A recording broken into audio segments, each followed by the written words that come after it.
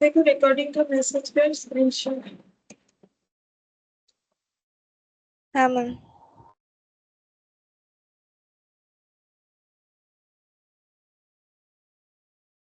इतना से हम लोग टॉपिक स्टार्ट करेंगे, वो material costing.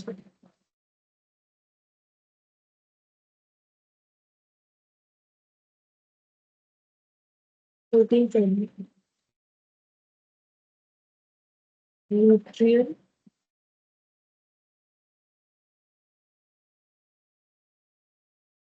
Costing.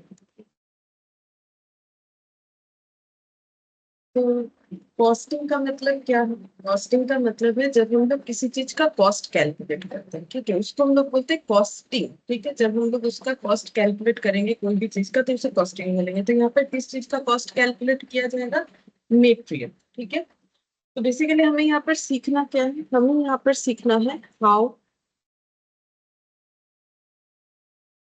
To calculate the cost of material. ठीक है, तो हमें यहाँ पर ये सीखना है कि how to calculate cost of material. Material का कॉस्ट कैसे कैलकुलेट करें, इस चीज को हमें यहाँ पर सीखना। अच्छा, अब जब भी हम लोग कुछ प्रोडक्ट प्रोड्यूस करते हैं, ठीक है, जब भी हम लोग कोई प्रोडक्ट बनाते हैं तो उसमें क्या क्या खर्चा लगता है? ठीक है, मेन खर्चा है मटेरियल का, लेबर का और ओवरहेड। तो जब भी कुछ प्रोडक्ट बनता है तो मटेरियल का खर्चा लगता है, लेबर का खर्चा लगता है और ओवरहेड का खर्चा लगता है। ठीक है, अब मटेरियल क्या होता है? मटेरियल का मतलब जो भी प्रोडक्ट हम लोग बनाना चाहेंगे वो हमारा मटेरियल हो जाएगा। जैसे अगर हम लोग फर्नीचर बनाने जाएंगे तो हमारे लिए जो रॉ मटेरियल, बेसिकली यहाँ पर मटेरियल का मतलब रॉ मटेरियल, तो वो हम लोग का हो जाएगा वुड यानी लकड़ी। ठीक है, हम लोग शर्ट बनाने के लिए सोचेंगे तो हमारा मटेरियल हो जाएगा शर्ट पे लगने वाला फैब्रिक। ठीक है, मेन मटेरियल का हम बात कर रहे हैं। अच्छा, अब लेबर कैसे होगा? जैसे फर्नीचर बनाना है तो कारपेंटर चाहिए। ठीक है, जिसको जो काम का स्किल है या नॉलेज। अगर हमें जो है शर्ट बनाना है तो हमें टेलर चाहिए। ठीक है, तो ये प्रोडक्ट, कोई भी प्रोडक्ट बने, उस प्रोडक्ट को बनाने के लिए उसके अकॉर्डिंग रॉ मटेरियल और जो उस काम को जानते हैं वैसे लेबर हमें चाहिए होता है। ठीक है, और इसके अलावा ओवरहेड का खर्चा होता है। ठीक है, तो ओवरहेड का खर्चे का मतलब क्या होता है? तो ओवरहेड का खर्चे खर्चे का मतलब ये होता है, मतलब वो सारा खर्चा जिसको हम लोग एक्चुअली इनडायरेक्ट एक्सपेंसेस बोलते हैं कॉस्ट में। ठीक है, वही ओवरहेड होता है। इनडायरेक्ट एक्सपेंसेस का मतलब क्या? ठीक है, अभी एग्जांपल देंगे तो समझ में आ जाएगा। ठीक है, और जिन्होंने कॉस्ट का बेसिक क्लास कर रखा है उनको तो पता होगा। ठीक है, फिर भी हम हर एक पॉइंट में बताते जाएंगे। बाकी हम एक बार क्लास शेयर कर देंगे, ठीक है, जिनका नहीं है बेसिक वाला किया हुआ तो फिर वहां से एक बार देख सकते हो। बाकी यहाँ पर चैप्टर में कोई प्रॉब्लम नहीं होगा। अगर कोई ओवरहेड भूल भी गया है तो भी नहीं प्रॉब्लम होगा, अभी हम बताएंगे। ठीक है, तो रॉ मटेरियल, अब देखो कोई भी प्रोडक्ट बनाने के लिए सबसे ज्यादा खर्चा ना मटेरियल का ही होता है। 80% से लेके 90% खर्चा मटेरियल में इनकर्ड हो जाता है, बाकी खर्चा उसके बाद का होता है। Good afternoon sir.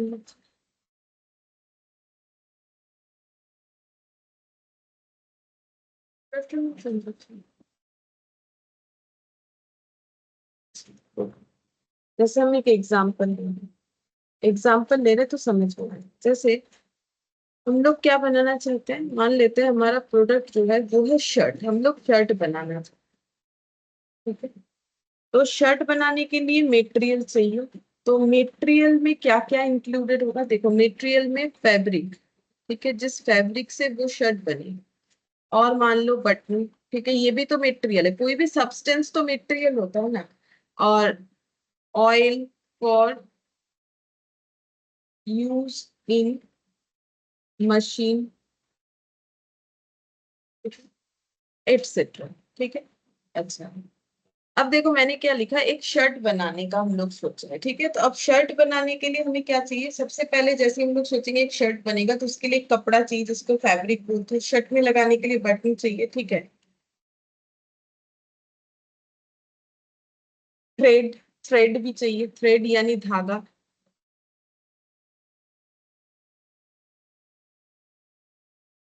तो थ्रेड, थ्रेड यानी धागा चाहिए, ठीक है। और ये जो ऑयल लिखा है ये किस चीज का है, ऑयल जो लिखा है जिस मशीन से ये शर्ट बनेगा, ठीक है। क्योंकि देखो चाहे कोई एक दो शर्ट बनाता हो चाहे बहुत ज्यादा, तो उस सभी के लिए तो मशीन्स का जरूरत होता है आज के डेट पे, ठीक है। तो मशीन से ही सिलाई होता है। तो मशीन्स पे जो मशीन को स्मूथली रन करवाने के लिए जो ऑयल या ग्रीस का जरूरत होता है वो भी हमारे प्रोडक्शन का ही पार्ट है, ठीक है।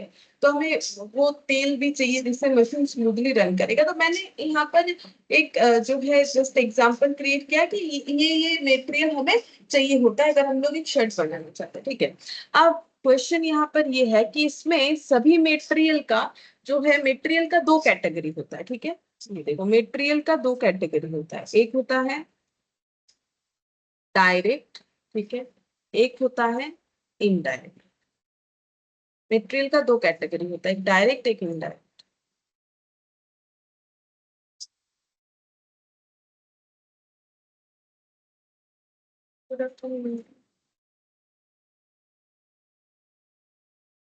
अच्छा देखो, अब मुझे तुम लोग ये बताओ, मैंने इतने सारे यहाँ पर मटेरियल का एग्जांपल दिया है, ठीक है। अब इसमें से कौन सा मटेरियल मेरा डायरेक्ट है और कौन सा इनडायरेक्ट है, तुम लोग मुझे बताओ और क्यों है, ठीक है।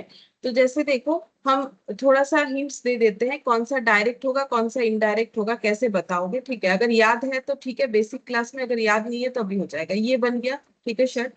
अब डायरेक्ट मटेरियल वो सारा मटेरियल होगा जो ये शर्ट में, जिस मटेरियल को हम लोग ये शर्ट बनने के बाद भी जिस मटेरियल के खर्चे को आइडेंटिफाई कर पाए, ठीक है, identified in one piece of shirt, ठीक है। ये जो एक पीस बना है शर्ट का, इस शर्ट पे जो खर्चे को हम लोग आइडेंटिफाई कर पाएंगे, मतलब ये शर्ट बन के रेडी है, ये देख के हम लोग अगर बोल पाते हैं कि कितने रुपए का फैब्रिक लगा है तो डायरेक्ट मटेरियल, कितने रुपए का बटन लगा है तो डायरेक्ट मटेरियल, कितने रुपए का ऑयल लगा है तो डायरेक्ट मटेरियल, कितने रुपए का थ्रेड लगा है तो डायरेक्ट मटेरियल, और जो नहीं बता पाएंगे वो इनडायरेक्ट मटेरियल है। बोलो इसमें से डायरेक्ट मटेरियल कौन सा है और इनडायरेक्ट मटेरियल कौन सा है।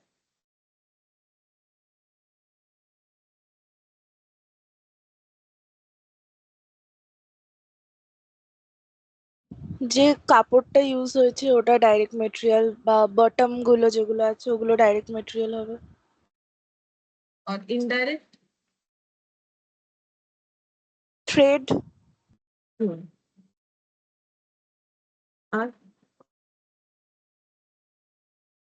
ऑयल यूजिंग मशीन, এটা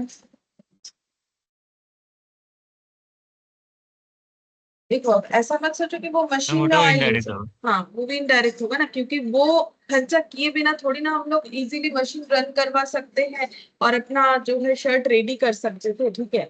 तो ये जो है ये डायरेक्ट मटेरियल, ये इनडायरेक्ट मटेरियल।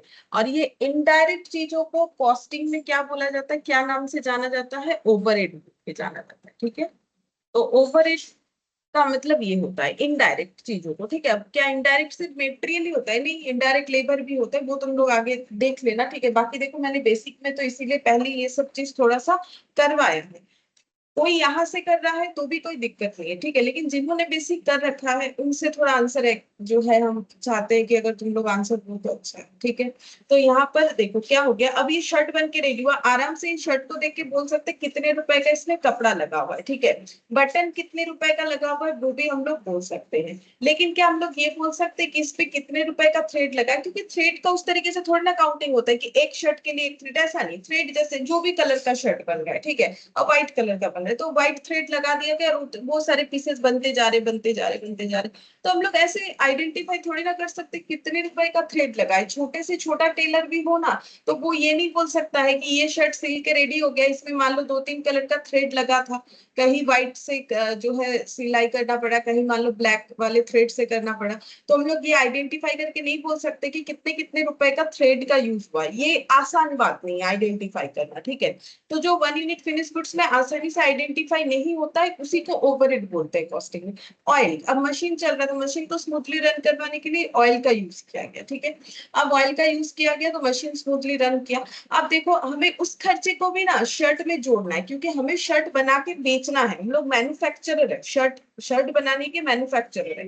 तो मुझे अगर शर्ट को बेचना है तो मुझे सारे खर्चे ऐड करने पड़ेंगे। ये एक पीस शर्ट का सेलिंग प्राइस क्या होगा, अगर ये मुझे पता करना है तो मुझे उसमें देखो फैब्रिक का खर्चा भी जोड़ना पड़ेगा, ठीक है। मुझे उसमें बटन का खर्चा भी जोड़ना पड़ेगा। मुझे उसमें जो ऑयल मशीन में यूज हो रहा है वो थोड़ी ना हम फ्री में देंगे, मतलब हम बिजनेस कर रहे हैं ना, तो मुझे तो वो तेल भी खरीदना पड़ता है जिससे मशीन स्मूथली रन करता है, तो वो भी तो मुझे कस्टमर से रिकवर करना है। तो एक एक इस शर्ट में ऑयल का खर्चा कितना होगा वो निकाल पाना आसान तो नहीं है, लेकिन निकाल लेंगे। अब ये बटन का खर्चा कैसे निकाल सकते हैं, मान लेते हैं थोड़ा अच्छा क्वालिटी का बटन, एक एक बटन मान लेते हैं 20 रुपीज करके है, तो फिर 3 बटन 20 × 3 60 हो जाएगा। और अगर मान लो बटन अगर जैसे किलो में खरीदा गया फॉर एग्जाम्पल, ठीक है, तो फिर वो जो है हमारा इनडायरेक्ट का पार्ट हो जाएगा। जैसे कि हम लोगों ने बहुत सारा जो है बटन बंच में परचेस कर दिया, ठीक है, वही से कोई भी शर्ट में लगाते जा रहे, तब वो लेकिन हमारा इनडायरेक्ट खर्चा होगा। जब हम लोग 1 यूनिट, मतलब अब मैंने 1000 2000 बंच में कितना है हमें पता नहीं, किलो में मान लो, किलो में हम लोगों ने बटन परचेस किया, अब किलो में जितना भी आ गया।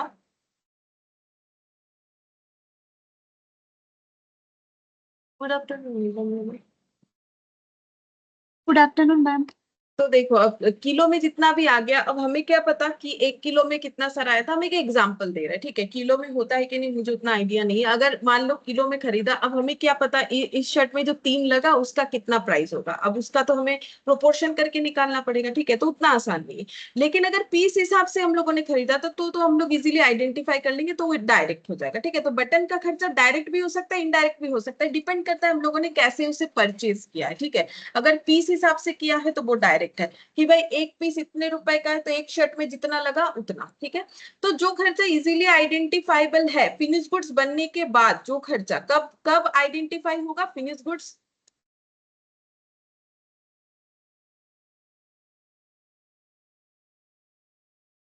Good afternoon ma'am. जो खर्चा, सॉरी क्या बोल रहे थे, हाँ, जो हम भूल ही गए क्या बोल रहे थे। तो हम ये बोल रहे थे कि फिनिश गुड्स मतलब ये शर्ट बनने के बाद इस शर्ट को देख के जो खर्चा हम लोग इजीली बोल पाएंगे वही हमारा डायरेक्ट खर्चा होता है, जो नहीं बोल पाएंगे वो इनडायरेक्ट होता है। तो हम लोग मटेरियल के बारे में पढ़ रहे हैं तो मटेरियल का खर्चा देखेंगे, ठीक है। तो डायरेक्ट मटेरियल, इनडायरेक्ट मटेरियल, तो ये देखो ये सब डायरेक्ट मटेरियल हो गया, ये सब इनडायरेक्ट। यही एक लौता एग्जाम्पल नहीं है, और भी बहुत सारा एग्जाम्पल हो सकता है। आप देखो ये ओवरहेड, ये जो ऑयल का खर्चा है, अब ये ऑयल के खर्चे को कैसे शर्ट में एड ऑन करेंगे, करना पड़ेगा, वो हम लोग ओवरहेड के चैप्टर में पढ़ेंगे, ठीक है। तो ओवरहेड तो हमें पढ़ नहीं रहे, आज हम लोग क्या पढ़ रहे हैं, आज हम लोग पढ़ रहे हैं कि मटेरियल का कॉस्ट कैसे कैलकुलेट होगा, वो हम लोग पढ़ रहे हैं मटेरियल कॉस्टिंग। तुम लोग मुझे बता सकते हो हम लोग यहाँ पर कौन सा मटेरियल का कॉस्टिंग पढ़ने वाले हैं, डायरेक्ट की इनडायरेक्ट, क्या लगता है तुम लोग को, क्या पढ़ने वाले हैं? Ma'am direct. डायरेक्ट, अभी तो बोला कि इनडायरेक्ट मतलब ओवरहेड खर्चा, ओवरहेड मैंने अभी भी बोला ओवरहेड के चैप्टर में पढ़ेंगे हर तरीके का ओवरहेड का खर्चा किस तरीके से कैलकुलेट होता है। तो अभी हम लोग जो मतलब चैप्टर में जो चीज पढ़ने वाले हैं उसका नाम है direct material costing. Basically 1 unit finish goods में जो मटेरियल लगा हुआ है उसका कॉस्ट कितना है वो कैलकुलेट करना हम लोग यहाँ पर सीखने वाले, ठीक है। तो आई थिंक कि चैप्टर थोड़ा सा समझ में आया होगा कि मटेरियल कॉस्टिंग में हम लोग पढ़ने क्या वाले, मटेरियल कॉस्टिंग हम लोग यही पढ़ने वाले, हम लोग जो भी प्रोडक्ट बना के क्यों ना बेच रहे हैं, ठीक है, उसमें हमारे मटेरियल का कॉस्ट कितना होगा। कौन सा वाला मटेरियल, डायरेक्ट, क्योंकि इनडायरेक्ट हर एक चीजों को कौन से चैप्टर में पढ़ा जाता है, ओवरहेड चैप्टर में पढ़ा जाता है, ठीक है। अच्छा अब हम लोग यहाँ पर नेक्स्ट क्या लिखेंगे, देखो सबसे पहला बात है मैंने क्या बोला कि अगर हम लोग कोई भी प्रोडक्शन का काम करते हैं, चाहे कैसा भी मटेरियल हो, सबसे ज्यादा खर्चा ना ये शर्ट में बनाने का सबसे ज्यादा खर्चा जो है वो फैब्रिक का ही लगा है, ठीक है। बाकी जैसे फर्नीचर बनाओगे सबसे ज्यादा खर्चा ना लकड़ी का होगा, ठीक है, बाकी खर्चा लकड़ी से कम ही होगा। तो मटेरियल का खर्चा सबसे ज्यादा होता है, ठीक है। तो अगर हम लोग देखो, हम लोग खुद के लिए एक पीस शर्ट नहीं बना रहे कि महंगा हुआ तो ठीक, सस्ता हुआ तो ठीक, चलो कोई बात नहीं। लेकिन जब हम लोग बना के प्रोडक्ट को बेचेंगे, मतलब एक बिजनेस की तरह सोचेंगे, तो हमें मटेरियल का खर्चा जो कि सबसे ज्यादा होता है उसको कम कैसे करें वो सोचना पड़ेगा। कम कैसे करें इन द सेंस है कि हमें किस तरीके से मटेरियल खरीदना चाहिए मार्केट से। अपने आप को ना क्या सोचना है तुम लोग को, हमेशा मैन्युफैक्चरर, अपने आप को ये मत सोचो कंज्यूमर की तरह मत सोचो कि हम शर्ट खरीदने जा रहे हैं, हम शर्ट बना के बेचने वाले हैं, ऐसा सोचो। आप शर्ट बना के बेचोगे तो बेचने के लिए क्या करना है, बेचोगे तो सेलिंग प्राइस डिसाइड करना पड़ेगा। मार्केट में तो बहुत ज्यादा कंपटीशन है, अब कंपटीशन में टिकने के लिए क्या करना पड़ेगा, जितने सस्ते में दे पाओगे उतना अच्छा है, ठीक है। अब सस्ते में देने के लिए क्या करना पड़ेगा, इस शर्ट को बनाने का जो खर्चा है वो जितना कम कर पाओगे उतना अच्छा, ठीक है, जितना कम कर पाओगे। मान लेते हैं सेम शर्ट एक जन बना रहा है 100 रुपए का, और एक एग्जाम्पल दे रहे, चलो 100 तो कम हो गया, 1000 रुपए का बना रहा है, और उसको उसमें और जो है 300 रुपए प्रॉफिट जोड़ के 1300 का सेल करे, इससे भी ज्यादा होता है, चलो ये 1000 रुपीज का चीज 300 रुपए प्रॉफिट लगा के बेच रहा है। अब सेम ये शर्ट को अगर मान लेते हैं ये मार्केट में 1300 रुपए का है, अब ये मार्केट प्राइस जो है 1300 है, तो हमें 1300 के अंदर ही ना सेल करना है, हम 1400 1500 में करेंगे तो कोई लेगा नहीं, ठीक है। तो मुझे क्या कोशिश करना है कि मेरा ये कॉस्ट, ये जो जिनका 1000 पड़ रहा है, अगर बाई चांस हम 900 में ये सेम चीज बना के दे, सेम क्वालिटी वाला, और 1300 में बेचे, तो मेरा 400 रुपए का प्रॉफिट होगा। तो मुझे क्या कोशिश करना है, अपने कॉस्ट को हम जितना कम कर पाए, ठीक है, तो मेरे लिए प्रॉफिट का अमाउंट क्या हो जाएगा, उतना बढ़ जाएगा। क्योंकि मार्केट में सेल प्राइस को तो हम कंट्रोल नहीं कर सकते, क्योंकि वो मार्केट कंट्रोल करता है, ठीक है। इतना कंपटीशन है आज के डेट पे, वो मार्केट कंट्रोल करता है। सेलिंग प्राइस डिमांड सप्लाई ये सब के बेसिस पे डिपेंड करता है। और आज के डेट पे मोनोपोली वाला बात तो कम ही होता है, मतलब बहुत कम बिजनेस होता है जो मोनोपोली वाला है। तो मोनोपोली होता है तो फिर जो है सेलर वो डिसाइड कर सकता है मार्केट प्राइस, लेकिन नॉर्मली कॉमन चीजों के केस में मार्केट खुद ब खुद उस प्राइस को डिसाइड करता है, डिमांड सप्लाई ये सब के बेसिस पे, ठीक है। तो अब हम इससे कम में बेचेंगे तो लोग मेरे से लेगा, ज्यादा में बेचेंगे तो लेगा नहीं, ठीक है। अब मुझे अगर कम में बेचेंगे तो क्या होगा, हम कस्टमर भी ज्यादा अट्रैक्ट कर पाएंगे, लेकिन मुझे क्वालिटी खराब नहीं करना है, ठीक है। क्वालिटी खराब करेंगे तो एक दिन बेचेंगे, दूसरा दिन कोई आएगा नहीं लेने, ठीक है। सस्ता है तो इसका मतलब ये नहीं कि क्वालिटी खराब हो, तो क्वालिटी भी सही रखना पड़ेगा।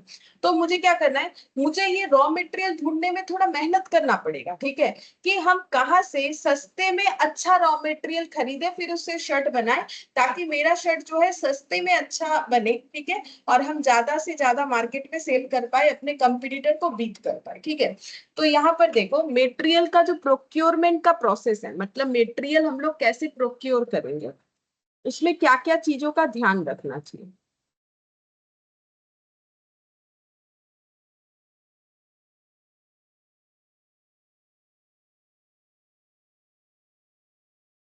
पहला,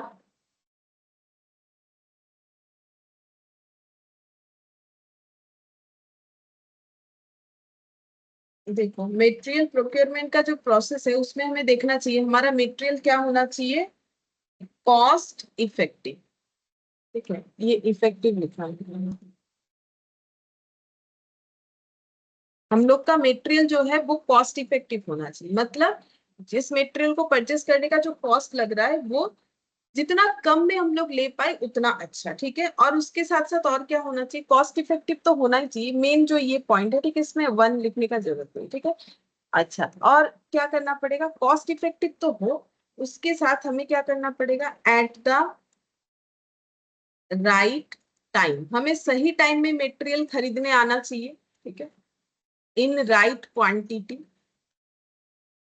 राइट क्वांटिटी में खरीदने आना चाहिए, और फ्रॉम राइट सप्लायर। हमें अपना मटेरियल ऐसे प्रोक्योर करना चाहिए इस प्रोसेस से ताकि वो कॉस्ट इफेक्टिव हो, ठीक है। और उसके साथ साथ हमें ये भी देखना पड़ेगा कि राइट टाइम में खरीद पा, राइट क्वांटिटी में खरीद रहे हैं कि नहीं, राइट के लिए हम लोग एक एग्जाम्पल लेते हैं, उसके थ्रू से समझते हैं, ठीक है। जैसे मान लो कि हम लोग क्या है, शर्ट मैन्युफैक्चरर थे,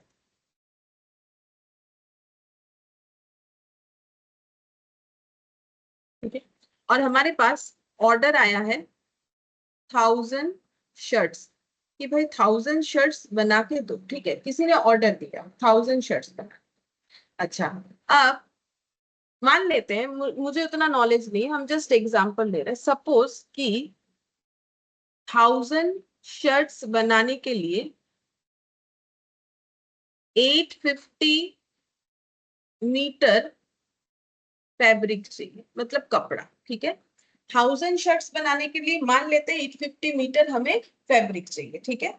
अच्छा, अब ऑलरेडी ये जो शर्ट मैन्युफैक्चरर है, मान लेते हैं शर्ट मैन्युफैक्चरर है मिस्टर ए, ठीक है, मिस्टर ए शर्ट मैन्युफैक्चरर है, ठीक है।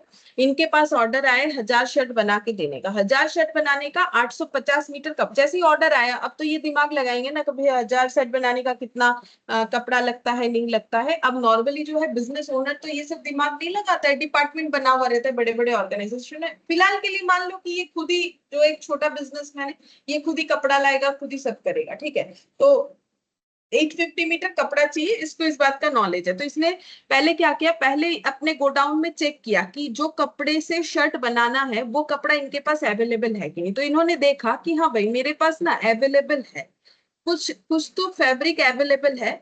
कितना अवेलेबल है, 500 मीटर, ठीक है, 500 मीटर फैब्रिक पहले से ही इनके पास अवेलेबल है, ठीक है। अच्छा, तो फिर मुझे एक चीज बोलो, इनको और कितना फैब्रिक का जरूरत होगा ये ऑर्डर को कंप्लीट करने के लिए?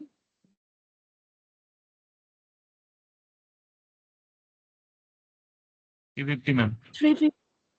हाँ, 350 का जरूरत, 850 है, 850 का फुल रिक्वायरमेंट है। 500 अगर इनके पास पहले से ही अवेलेबल है तो 350 मीटर फैब्रिक का इनको रिक्वायरमेंट होगा। इन्होंने ये चीज भी जो है कैलकुलेट कर लिया, ठीक है। अच्छा, अब मुझे एक चीज बोलो सबसे पहले कि इनके पास फिलहाल जो फैब्रिक है उससे कितना सारा शर्ट बन जाएगा, जो अवेलेबल फैब्रिक है इससे कितने सारे शर्ट बन जाएंगे?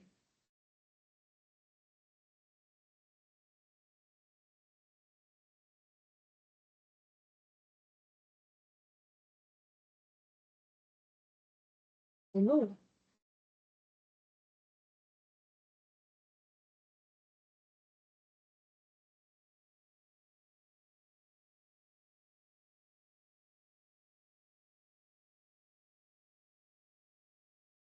बोलो कितने सारे शर्ट बन जाएंगे, फिलहाल जो फैब्रिक अवेलेबल है उससे कितने सारे शर्ट बन सकते हैं?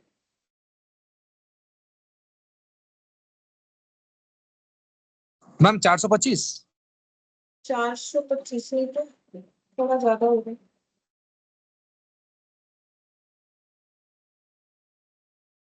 नॉर्मल कैलकुलेट करके बताना है, तुम लोग को थोड़ी ना टेलर बनना है। बोलो, इतना क्यों सोच रहे हो? मैंने तो बेस दे दिया है, इसके बेसिस पे सोचो ना, ये तो लाइन लगा दिया।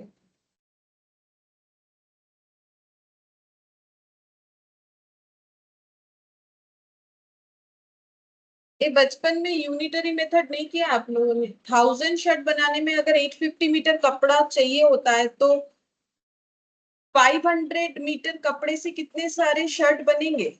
ये अगर बचपन में ऐसा क्वेश्चन देता तो तुम लोग कैसे निकालते? वैसे ही निकाल के बोलोगे।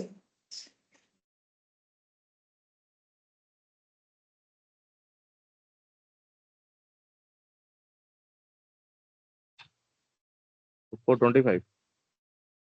25 आ रहा है, कैसे?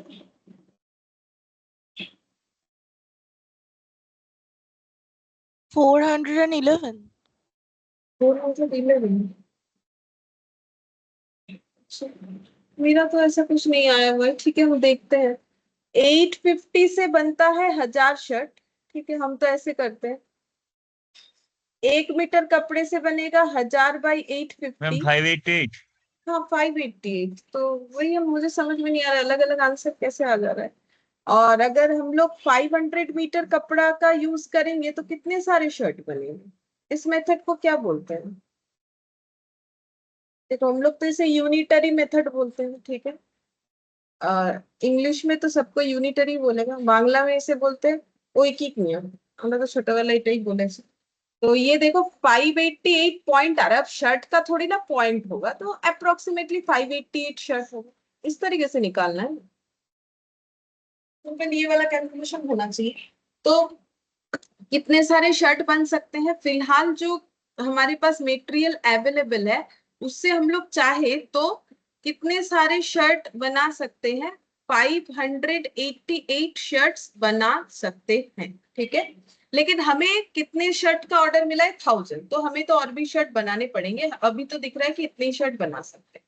अच्छा, अब मेरा क्वेश्चन ये है, यहाँ पर तीन चीजें ना, at the right time in right quantity from right supplier. मुझे एक चीज बोलो कि मुझे जो 350 मीटर कपड़े का और भी जरूरत है, ये मुझे कब खरीदना चाहिए? ठीक है, ये जो रिक्वायरमेंट ऑफ फैब्रिक है ये तो मेरे पास अवेलेबल नहीं है। देखो जैसे ही ऑर्डर आया मैंने देखा मेरे पास 850 मीटर कपड़ा है, हम चाहे तो अपना काम स्टार्ट कर सकते हैं, कर ही देना चाहिए मुझे, ठीक है। अगर मुझे जल्दी जल्दी ऑर्डर एग्जीक्यूट करना है कर देना चाहिए, ठीक है, क्योंकि मेरे पास तो अवेलेबिलिटी है। हम 588 तक शर्ट बना सकते हैं, इस बीच में हम लोग जाके परचेज कर सकते हैं। लेकिन कब करना चाहिए? राइट टाइम क्या है? ये जो 500 मीटर फैब्रिक को परचेस करने का तुम लोग बताओ राइट टाइम क्या हो? मतलब क्या लगता है राइट टाइम का मतलब क्या होना चाहिए?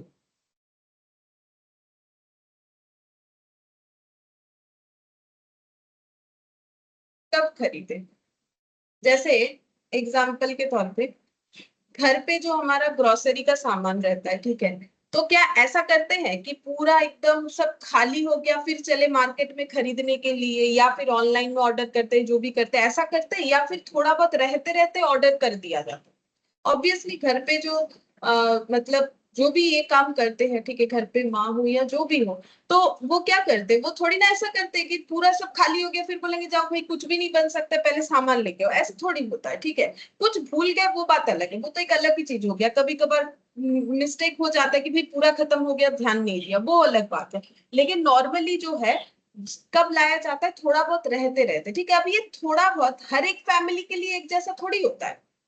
किसी के लिए थोड़ा बहुत का मतलब ये हो सकता है कि 10 दिन का चीज पड़ा हुआ है फिर भी वो लेके आ रहे हैं, ठीक है। किसी के लिए थोड़ा बहुत ये भी हो सकता है भाई एक दिन का ही बचा है फिर हम लाएंगे। अब ये जो फैमिली टू फैमिली वेरी कर रहा है ना, कि कोई 10 दिन का ग्रोसरी रहते रहते मंगवा लेते हैं, कोई एक दिन का ही रहते रहते मंगवा रहे हैं, ये उनके फाइनेंशियल कंडीशन पे डिपेंड करेगा, ठीक है, कि हम कब इन्वेस्टमेंट करें अपना। सेम तरीके से यहाँ पर भी होगा। अब ये मैन्युफैक्चरर कब खरीदने जाएगा ये रॉ मटेरियल, वो डिपेंड करता है कि इसका इन्वेस्टमेंट कैपेसिटी कैसा है, ठीक है। मतलब क्या उसको 500 शर्ट बनने के बाद ही जाना चाहिए, या मान लो 580 शर्ट बनने के बाद जाना चाहिए, ये उसे दिमाग लगाना पड़ेगा कि भाई मेरा क्या कैपेसिटी है। जैसे हम मान लेते हैं कि राइट टाइम ऐसा हो सकता है, एग्जाम्पल के तौर पे 580 शर्ट बन गया, उसके बाद वो जा रहे हैं खरीदने के लिए, मतलब अभी भी 8 शर्ट बनाने का मटेरियल हाथ में वो चलेगा, ठीक है।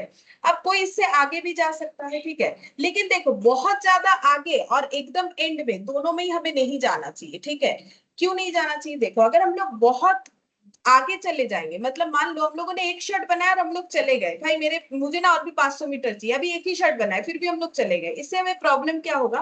प्रॉब्लम ये होगा, सबसे पहला बात है कि हमें उस चीज को जो जब हम लोग फैब्रिक लेके आएंगे उसको रखने का हमारे पास अवेलेबिलिटी होना चाहिए, तभी हमें जाना चाहिए, अदरवाइज नहीं। जैसे मेरे पास 1 महीने का ग्रोसरी है, हम और 1 महीने का मंगा ली, बट मेरे पास तो रखने का जगह नहीं। अब ये तो हो गया घर का बात। अब सोचो ऑर्गेनाइजेशन के पास अगर रखने के लिए गोडाउन नहीं, अब क्या वो एक्स्ट्रा खरीद लिया बोल के गोडाउन फिर से रेंट पे लेगा? एक गोडाउन ऑलरेडी रेंट पे है, क्या और एक गोडाउन रेंट पे लेगा? इससे तो उसका कॉस्ट जो है वो बढ़ेगा, घटेगा थोड़ी ना। तो वही बोला है कि राइट टाइम होना चाहिए, मतलब ऐसा नहीं कि कभी भी चले गए और लेके आ गए, ऐसा नहीं होना चाहिए। राइट टाइम होना चाहिए कि ऐसा ना हो कि स्टॉक आउट सिचुएशन हो गया और हम लोग लाने जा रहे हैं, मतलब जो टेलर है जो लेबर है वो बैठा हुआ है, ठीक है, सारा जो 850 मीटर कपड़ा जो था वो पूरा काम हम लोगों ने कंप्लीट करवा लिया, आज ही कंप्लीट हुआ और लेबर को छुट्टी दे दिया, वो घर चले गए। नेक्स्ट दिन जब आएंगे हमारे पास मटेरियल है नहीं, अब बोलेंगे भाई बैठो लेके आते खरीद के, तो इसमें तो क्या हुआ? टाइम वेस्ट हुआ। लेकिन लेबर को तो हमें पूरे टाइम का पेमेंट करना पड़ेगा जो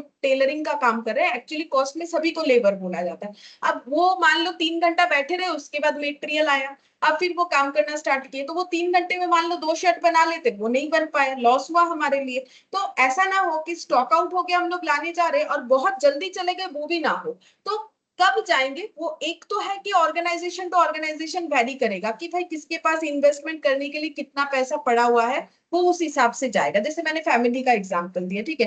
अब कोई जो है 7 दिन का ग्रोसरी पड़ा हुआ है वो ला सकता है, लेकिन किसी का फाइनेंशियल कंडीशन उतना भी अच्छा नहीं है और वो सोच रहा है नहीं और 3-4 दिन बाद जाएंगे, ठीक है। अब अपने अपने इन्वेस्टमेंट के ऊपर डिपेंड कर रहा है। लेकिन स्टॉक आउट हो ऐसे कोई भी नहीं चाहता, घर पे भी ऐसा कोई नहीं चाहेगा कि मेरा पूरा सारा चीज खत्म हो, ठीक है। तो स्टॉक आउट हो ऐसे सिचुएशन में हमें क्रिएट नहीं करना चाहिए, और ऐसा भी ना करे कि हम लोगों का अवेलेबिलिटी रहते रहते हम सारी चीज लेके आ रहे हैं, इसमें वेस्टेज होने का चांसेस होगा। जैसे ग्रोसरी का ही सोच लो, मेरे पास ऑलरेडी 1 किलो दाल चावल पड़ा हुआ है, 5 किलो दाल चावल, हम और 5 किलो लेके आ रहे हैं, मेरा कंजम्पशन है ही नहीं उतना, अब हम लेके आ रहे हैं, अब वो तो खराब होगा, ठीक है, वेस्टेज होगा और पैसे भी उसमें इन्वॉल्व हो जाएंगे। सेम तरीके से ऑर्गेनाइजेशन का भी होगा, वो कपड़े पे कपड़ा लेके आ रहा है, उतने कपड़े का जरूरत ही नहीं है, अब उससे क्या होगा, फैब्रिक खराब होगा, वेस्टेज होगा, तो वो भी हमारे लिए सही नहीं होता। तो वही हम बोल रहे हैं कि राइट टाइम का मतलब जो है, एक तो ऑर्गेनाइजेशन टू ऑर्गेनाइजेशन वैरी कर रहा है, लेकिन सभी ऑर्गेनाइजेशन को एक चीज तो फॉलो करना चाहिए, ज्यादा आगे भी नहीं खरीदना चाहिए और एकदम स्टॉक आउट सिचुएशन करके भी खरीदना नहीं चाहिए। सेकेंड हो जाएगा कितने क्वांटिटी में खरीदे, ठीक है, क्वांटिटी कितना होना चाहिए। हम लोग जो फैब्रिक खरीदने जाएंगे, क्वांटिटी कितना होना चाहिए, हमें चाहिए 500 मीटर, क्या 500 मीटर ही खरीदे या उससे ज्यादा या उससे कम, क्या करें पूरी।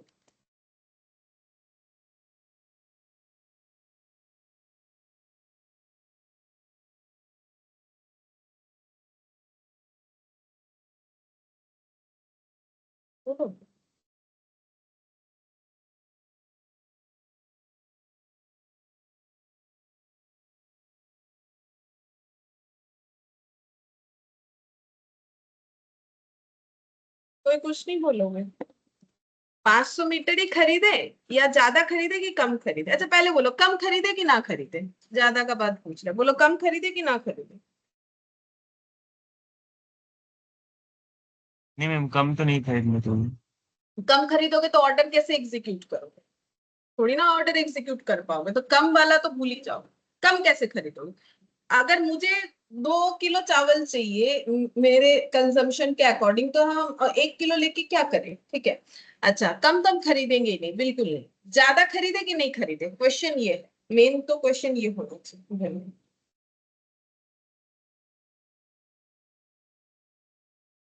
मैम फैब्रिक की रिक्वायरमेंट तो 350 है। मैडम हैंड टू माउथ जितना होगा उतना हिसाब से खरीदेंगे, जितना चाहिए उतना। ओ ये 350 है ना, मैंने ये गलत लिखी थी। हाँ जितना चाहिए उतना चाहिए, तो 350 मीटर, तो मेरा क्वेश्चन वही है कि 350 मीटर ही खरीदे या फिर उससे ज्यादा खरीदे। नहीं मैम, 350 ही खरीदना चाहिए। नहीं, ज्यादा खरीदना चाहिए, थोड़ा सा ज्यादा खरीद लेना चाहिए अगर मेरे पास कैपेबिलिटी है। क्यों, अच्छा मुझे एक चीज बोलो कि अगर हम शर्ट बनाते हुए क्या कोई प्रॉब्लम नहीं हो सकता है, मतलब कुछ डिफेक्ट बन गया, कुछ जो है कटिंग वगैरह थोड़ा इधर उधर हो गया, तो क्या मुझे स्टॉक में थोड़ा सा एक्स्ट्रा नहीं रखना चाहिए, बोलो। सही। रखना तो चाहिए, ठीक है, कुछ भी हो सकता है, कटिंग करते वक्त बर्बाद हो गया, कुछ भी तो हो सकता है। तो अगर हम एकदम जिसको क्या बोले, मतलब एकदम जितना उतना ही एकदम डेडलाइन वाला काम करेंगे तो मुश्किल हो जाएगा ना। मान लो टेलर से कटिंग करते वक्त कुछ इधर उधर हो गया, हो ही सकता है, ठीक है, ह्यूमन बीइंग है, ये सब तो होते रहता है। तो हमें हमेशा जो भी रिक्वायरमेंट होता है उससे थोड़ा, अब कितना ज्यादा खरीदेंगे क्वेश्चन वो होता है, वो तो देखो अपनी कैपेबिलिटी के ऊपर है, इन्वेस्टमेंट कैपेबिलिटी के ऊपर है, ठीक है, कि हमें कितना ज्यादा खरीदना चाहिए। तो हमें थोड़ा सा ज्यादा खरीद लेना चाहिए। मान लो हमें 350 का रिक्वायरमेंट है, हम लोगों ने 400 मीटर खरीद लिया, ठीक है, कि बैकअप रहे कि अगर कोई भी इश्यूज होता है तो हमारे पास इतना अवेलेबिलिटी हो ताकि हम उससे क्या कर सके, एक्स्ट्रा जो है, अगर मुझे एक्स्ट्रा नहीं मतलब अगर मेरा कोई इश्यूज हुआ है तो हम उसको हटा के दूसरा फैब्रिक को यूज कर सके, तो थोड़ा सा एक्स्ट्रा हमें लेना चाहिए। तो वही हम सिखा रहे हैं कि मटेरियल प्रोक्योरमेंट में हमें क्या क्या देखना चाहिए। अगर हम लोग राइट टाइम में चीजों को परचेस करते हैं, ठीक है, राइट क्वांटिटी में करते हैं, वो देखना चाहिए, और राइट सप्लायर से करते हैं। अब ये राइट सप्लायर वाला क्या है,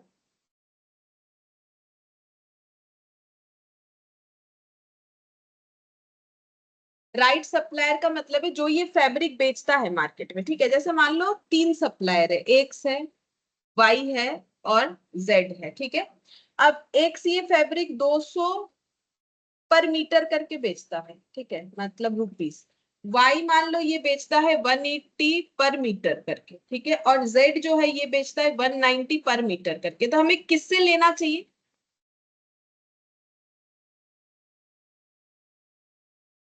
मैम 180 पर मीटर। क्योंकि ये कम प्राइस है तो तुम लोग सोच रहे हो कि 180 वाला ही मुझे ले लेना चाहिए क्योंकि ये मेरे लिए सस्ता है। लेकिन अगर इसका क्वालिटी खराब है तो क्या ये लेना चाहिए? मैंने क्वालिटी बोला नहीं, बट अभी हम एक एक बात बोलेंगे कि क्वालिटी अगर इसका खराब है तो क्या हमें ये लेना चाहिए? No ma'am. नहीं लेना चाहिए। लेकिन क्वालिटी अच्छा है तुम लोग ले सकते हैं। लेकिन क्या सिर्फ परचेस प्राइस पे ये चीज डिपेंड करता है? नहीं। क्यों? मान लो ये जो वाई सप्लायर है ये जो है बहुत दूर रहता है, ठीक है। अब इससे अगर मटेरियल खरीदेंगे ना तो हमें ट्रांसपोर्टेशन कॉस्ट जो है पर मीटर कपड़े पे पड़ जाता है, मान लो 22 रुपीज, ये एग्जाम्पल दे रहे हैं, ठीक है। तो फिर मेरा ये शर्ट कितने का कपड़ा कितना पर मीटर बैठ गया, फिर कितना पर मीटर हो गया? मैम 202 मीटर 200, पर मीटर। ठीक है। अब ये जो है ना ये मेरे एकदम नजदीक में है, एकदम बगल में ही है ये सप्लायर, कोई ट्रांसपोर्टेशन का जरूरत नहीं। दुकान से निकलेगा लेबर, वो लेके आ जाएगा आराम से। इसका हमारे फैक्ट्री के पीछे ही इनका जो है गोडाउन लगा हुआ है, तो वहां से हम लोग आराम से लेबर को भेज के ले सकते हैं। तो हमारा वो 200 पर मीटर ही पड़ेगा। तो यहाँ से हम जस्ट ये बताना चाह रहे हैं कि सिर्फ परचेस प्राइस देख के ये नहीं डिसाइड कर सकते कि ये मेरा राइट सप्लायर है, ठीक है।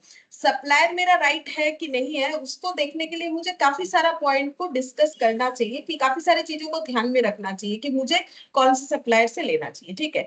तो ये देखो यहाँ पर मेन बात ये हो गया कि मेरा मेटेरियल प्रोक्योरमेंट कॉस्ट इफेक्टिव तभी होगा, मतलब मुझे सस्ता वाला मेटेरियल तभी मिलेगा अगर हम मेटेरियल को राइट टाइम में, राइट क्वांटिटी में और राइट सप्लायर से खरीद पाएंगे। इतने सारे चीजों को ध्यान में रखते हुए तभी जाके मेरा material procurement procedure cost effective होगा, अदरवाइज नहीं होगा, ठीक है। तो इतना आसान नहीं है प्रोडक्शन करके बेचना, ठीक है। अब थोड़ा सा ये राइट सप्लायर पे डिस्कस करेंगे। राइट सप्लायर मतलब क्या क्या देखना पड़ता है एक सप्लायर चूज करने के वक्त, हमें क्या क्या देखना पड़ेगा? सबसे पहला बात है देखना पड़ेगा हिस्टोरिकल बैकग्राउंड, ठीक है। और क्या देखना पड़ेगा? क्वालिटी। फाइनेंशियल, हाँ क्वालिटी तो देखेंगे, लेकिन क्वालिटी कपड़े का होगा। हमें यहाँ पर सप्लायर का देखना है कि सप्लायर का क्या क्या क्वालिटी होना चाहिए। फाइनेंशियल साउंड कंडीशन, थर्ड में supply similar type of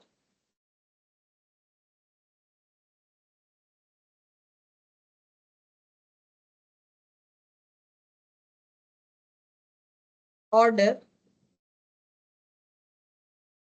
before to others, fourth guarantee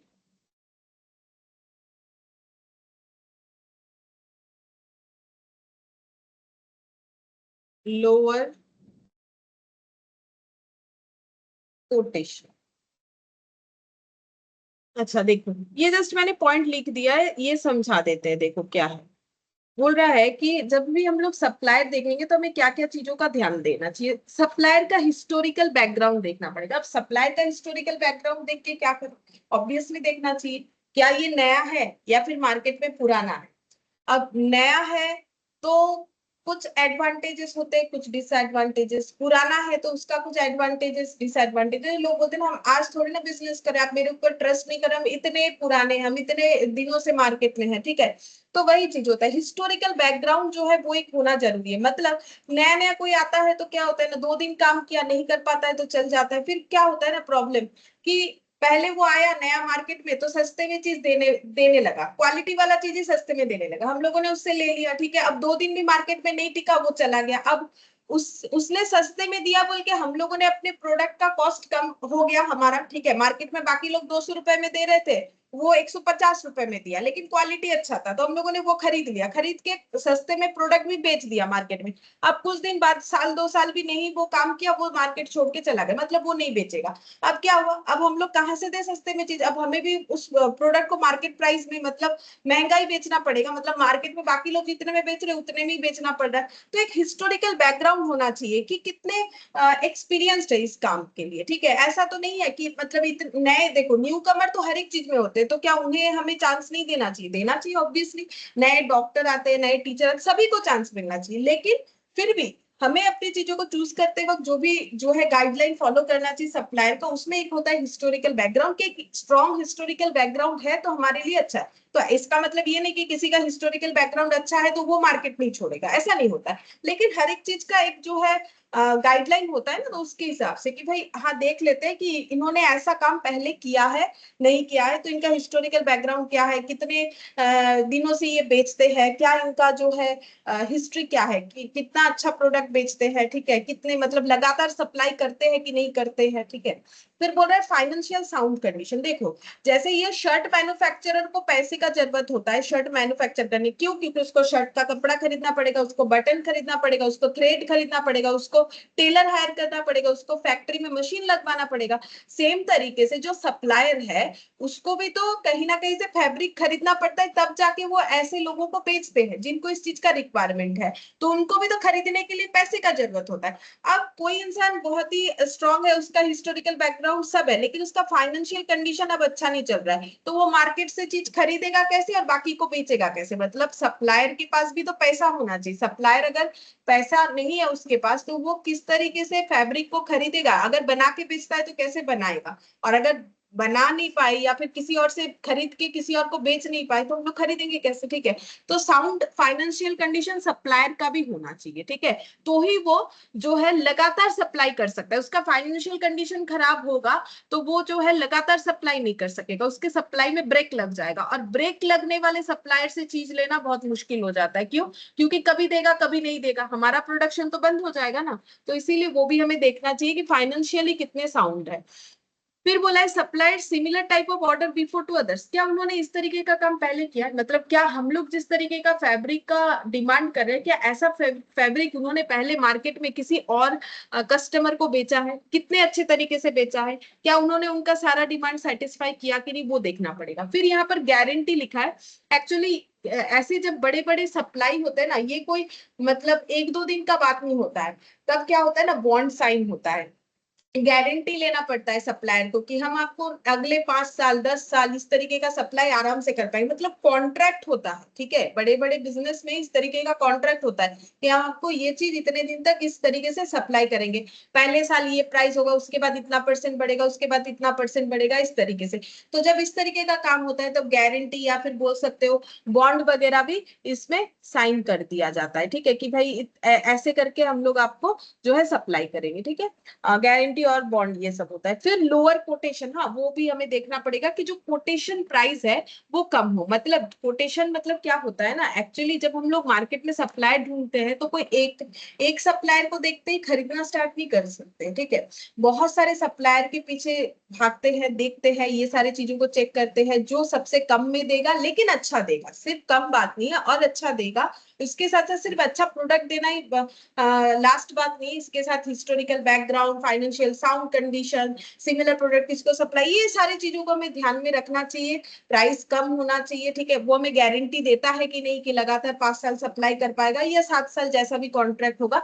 ये सारी चीजों का हमें ध्यान रखते हुए जो है अपने सप्लायर को चूज करना चाहिए। तो ये मैंने जस्ट एक गाइडलाइन दिया है, ठीक है, ये इतना समझना काफी है हमारे लिए कि सप्लायर कैसे चूज करें। तो अगर हम लोग राइट सप्लायर चूज कर लेंगे, राइट क्वांटिटी में मटेरियल खरीदना स्टार्ट कर देंगे, राइट टाइम में खरीदना स्टार्ट कर देंगे, तो ऑब्वियसली हमारा प्रोडक्ट जो है वो कॉस्ट इफेक्टिव बन के रेडी होगा, ठीक है।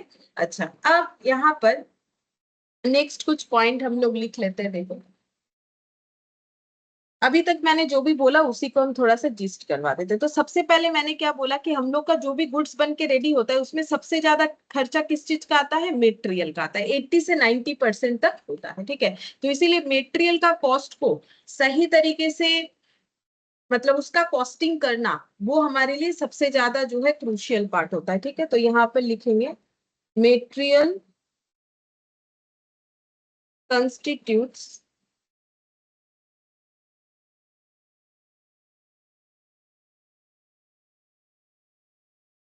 an important part of cost of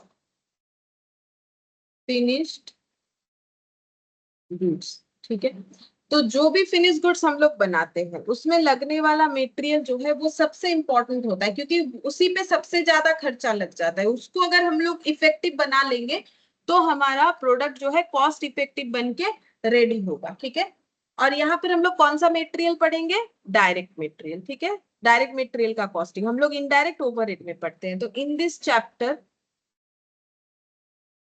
we will consider only direct material cost. इस चैप्टर में हम लोग डायरेक्ट मटेरियल कॉस्ट पढ़ने वाले हैं। ठीक है, अब डायरेक्ट मटेरियल का मतलब क्या था? Direct material means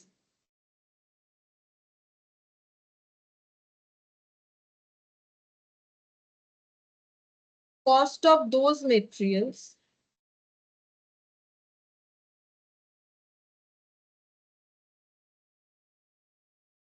which can be identified in 1 unit of finished goods।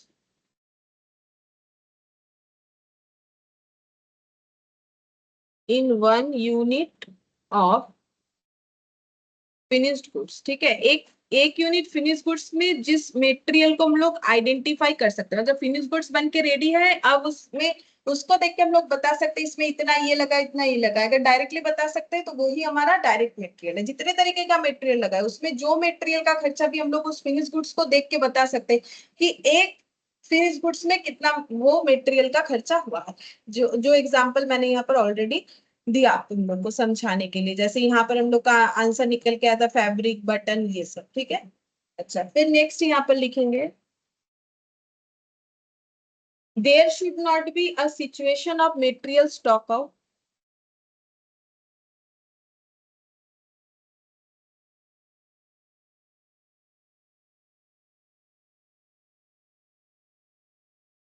Material stock out situation कभी नहीं होना चाहिए। इस बात का ध्यान हमेशा ऑर्गेनाइजेशन को रखना चाहिए। जैसे घर पे भी देखते हो ऐसा कम ही होता होगा कि चीनी पूरा खत्म हो, कभी कभार हो जाता है। ठीक है, तो नॉर्मली ऑर्गेनाइजेशन में भी ये कभी कभार हो सकता है, बट होना नहीं चाहिए। होने से बहुत बड़ा लॉस होता है। ठीक है, otherwise the production of finished goods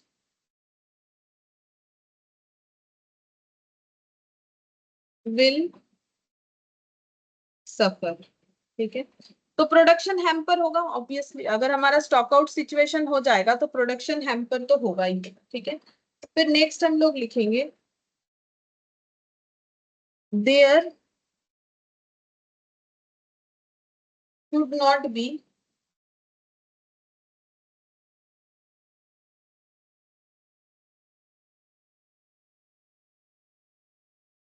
excessive storage of material। तो स्टॉक आउट नहीं होना चाहिए, इसका मतलब ये नहीं कि हम लोग भर भर के खरीद ले, वो भी तो बेकार हो जाएगा। उसीलिए बोल रहा है एक्सेसिव स्टोरेज भी मटेरियल का होना अच्छा बात नहीं है। क्यों? As that will increase our carrying cost. ठीक है, ये हमारे कैरिंग कॉस्ट को बढ़ाता है। अब कैरिंग कॉस्ट का मतलब क्या हो गया? मटेरियल को रखने का खर्चा। ठीक है, which means cost of keeping goods in store. ठीक है, हमारे स्टोर में हमारे मटेरियल को रखने का खर्चा जो है वो बढ़ सकता है, जिसको हम लोग कैरिंग कॉस्ट बोलते हैं। ठीक है, अच्छा इसी में लिखना है there also chances of material getting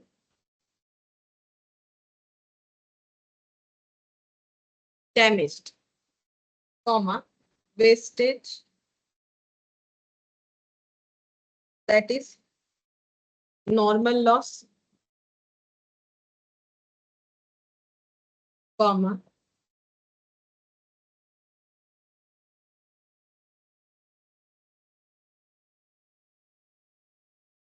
तो कॉमा नहीं देखिए फुल स्टॉप, फिर यहाँ पर लिखेंगे salary of store keeper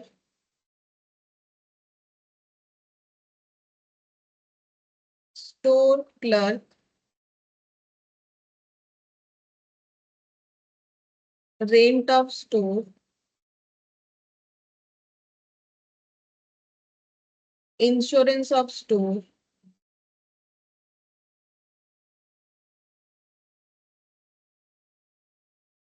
stationery and printing,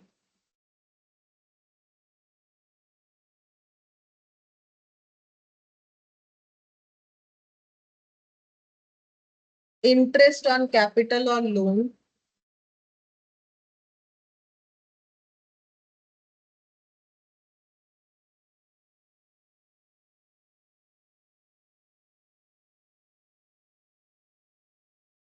for material held are also carrying cost. बताते हैं, देखो ये जो पॉइंट्स मैंने बोला ये तो मैंने समझाते हुए बोल दिया कि सबसे ज्यादा खर्चा जो है फिनिश गुड्स में मटेरियल का ही होता है। हम लोग इस चैप्टर में मटेरियल कॉस्ट के बारे में पढ़ने वाले हैं, बेसिकली डायरेक्ट मटेरियल कॉस्ट के बारे में पढ़ने वाले।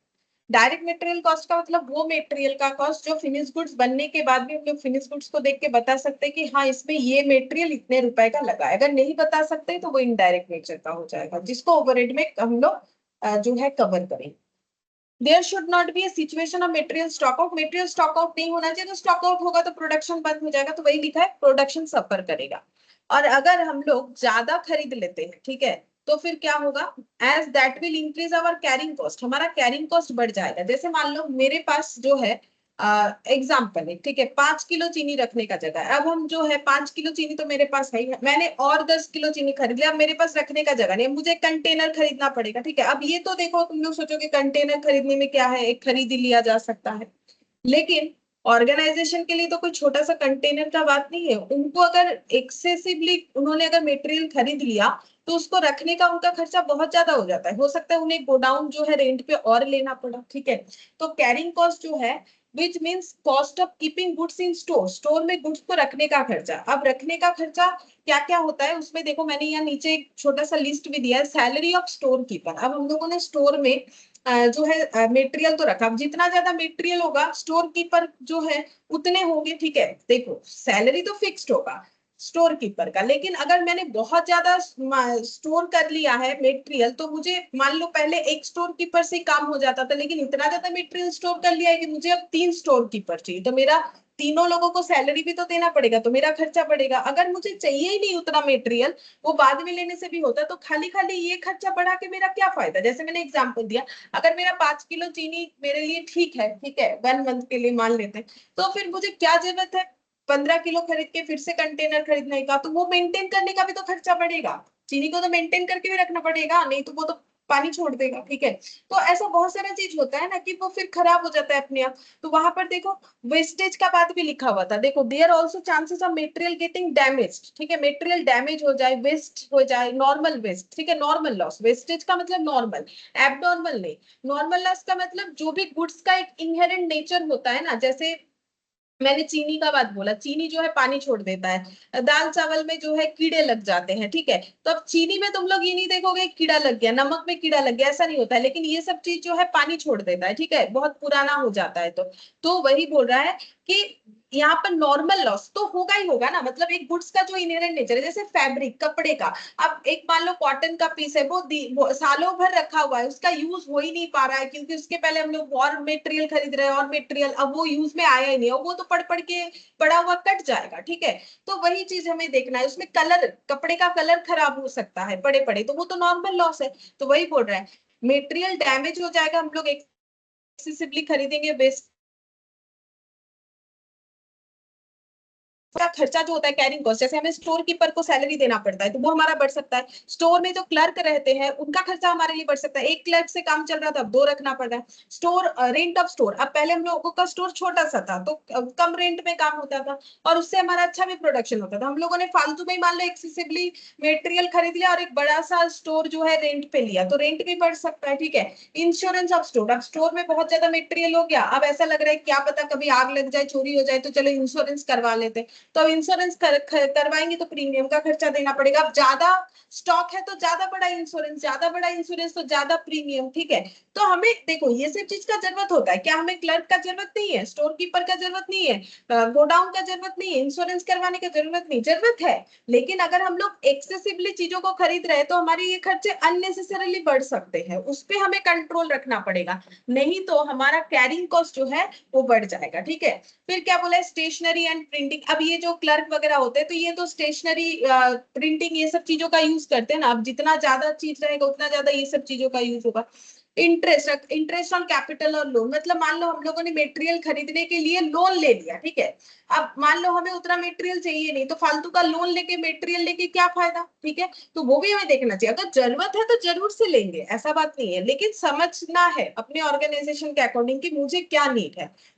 तो बोल रहे हैं कि ये सारी चीजों को हम लोग कैरिंग कॉस्ट बोलते हैं, तो हमारा कैरिंग कॉस्ट अननेसेसरीली बढ़ना नहीं चाहिए, ठीक है, हमें सोच समझ के हमारा कैरिंग कॉस्ट को जो है डिसाइड करना चाहिए, ठीक है। अच्छा, अब ये चीज लेकिन ऑर्गेनाइजेशन टू ऑर्गेनाइजेशन वेरी करेगा, ये चीज तो तुम लोग समझ ही रहे हो, सभी के लिए कैरिंग कॉस्ट जो है एक जैसा नहीं होगा, ठीक है। अब कोई अगर बहुत ज्यादा किसी को ऑर्डर आता है, बहुत ज्यादा प्रोडक्शन होता है तो वो ऑब्वियसली ज्यादा मटेरियल रखेगा, उसका कैरिंग कॉस्ट उस तरीके का होगा, अननेसेसरीली बढ़ना नहीं चाहिए, अगर नेसेसरी है, मेरे घर पे अगर 15 किलो ही चीनी लगता है तो हम तो 15 किलो ही लेंगे ना, तो मुझे उस हिसाब से कंटेनर लेना पड़ेगा, मुझे समझना है कि मेरा रिक्वायरमेंट क्या है, अननेसेसरीली मुझे खर्चा नहीं बढ़ाना है, ठीक है, अननेसेसरीली मुझे चीजों को वेस्टेज या डैमेज नहीं करना चाहिए, तो इससे हमारा कॉस्ट जो है वो बढ़ेगा, और कॉस्ट बढ़ेगा तो हम लोग मार्केट में कंपटीशन में नहीं टिक पाएंगे, ठीक है।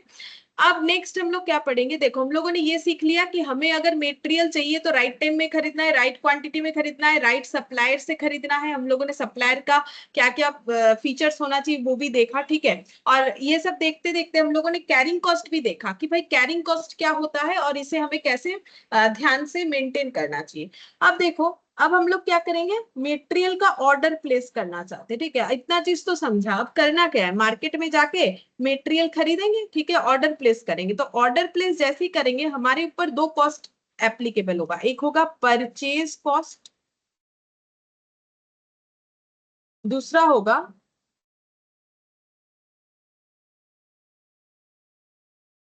Associate cost,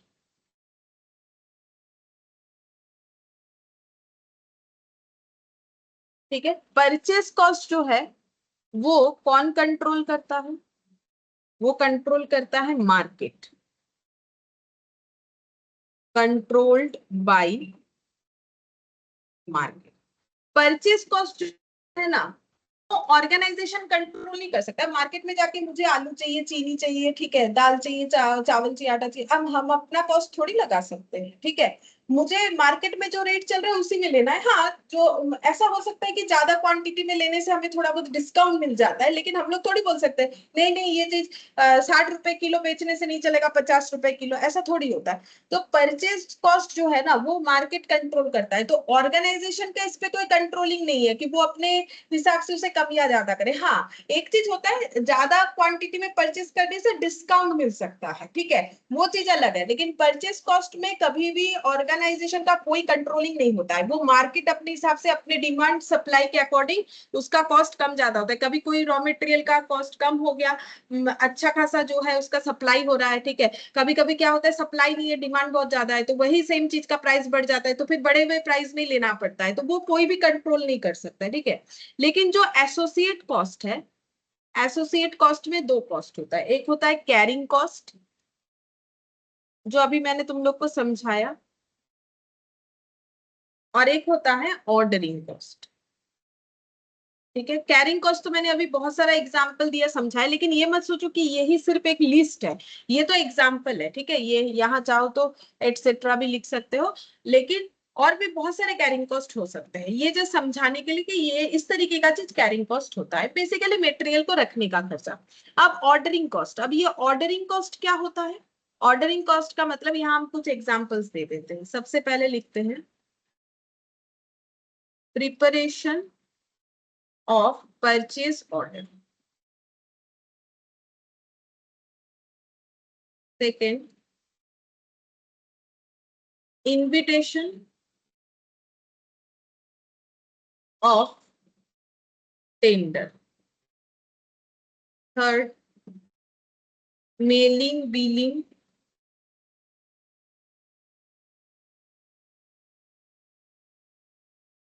time consumption,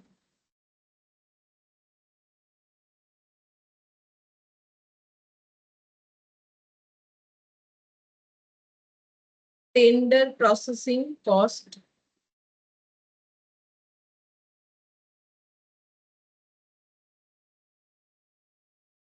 inspection,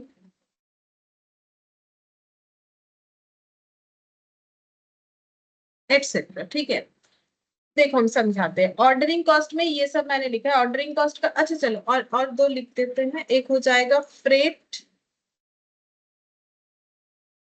और भी दो याद आ गया तो ये भी लिख देते हैं, फ्रेट और following up delivery, following up delivery etcetera, ये एटसेट्रा हटा देते हैं।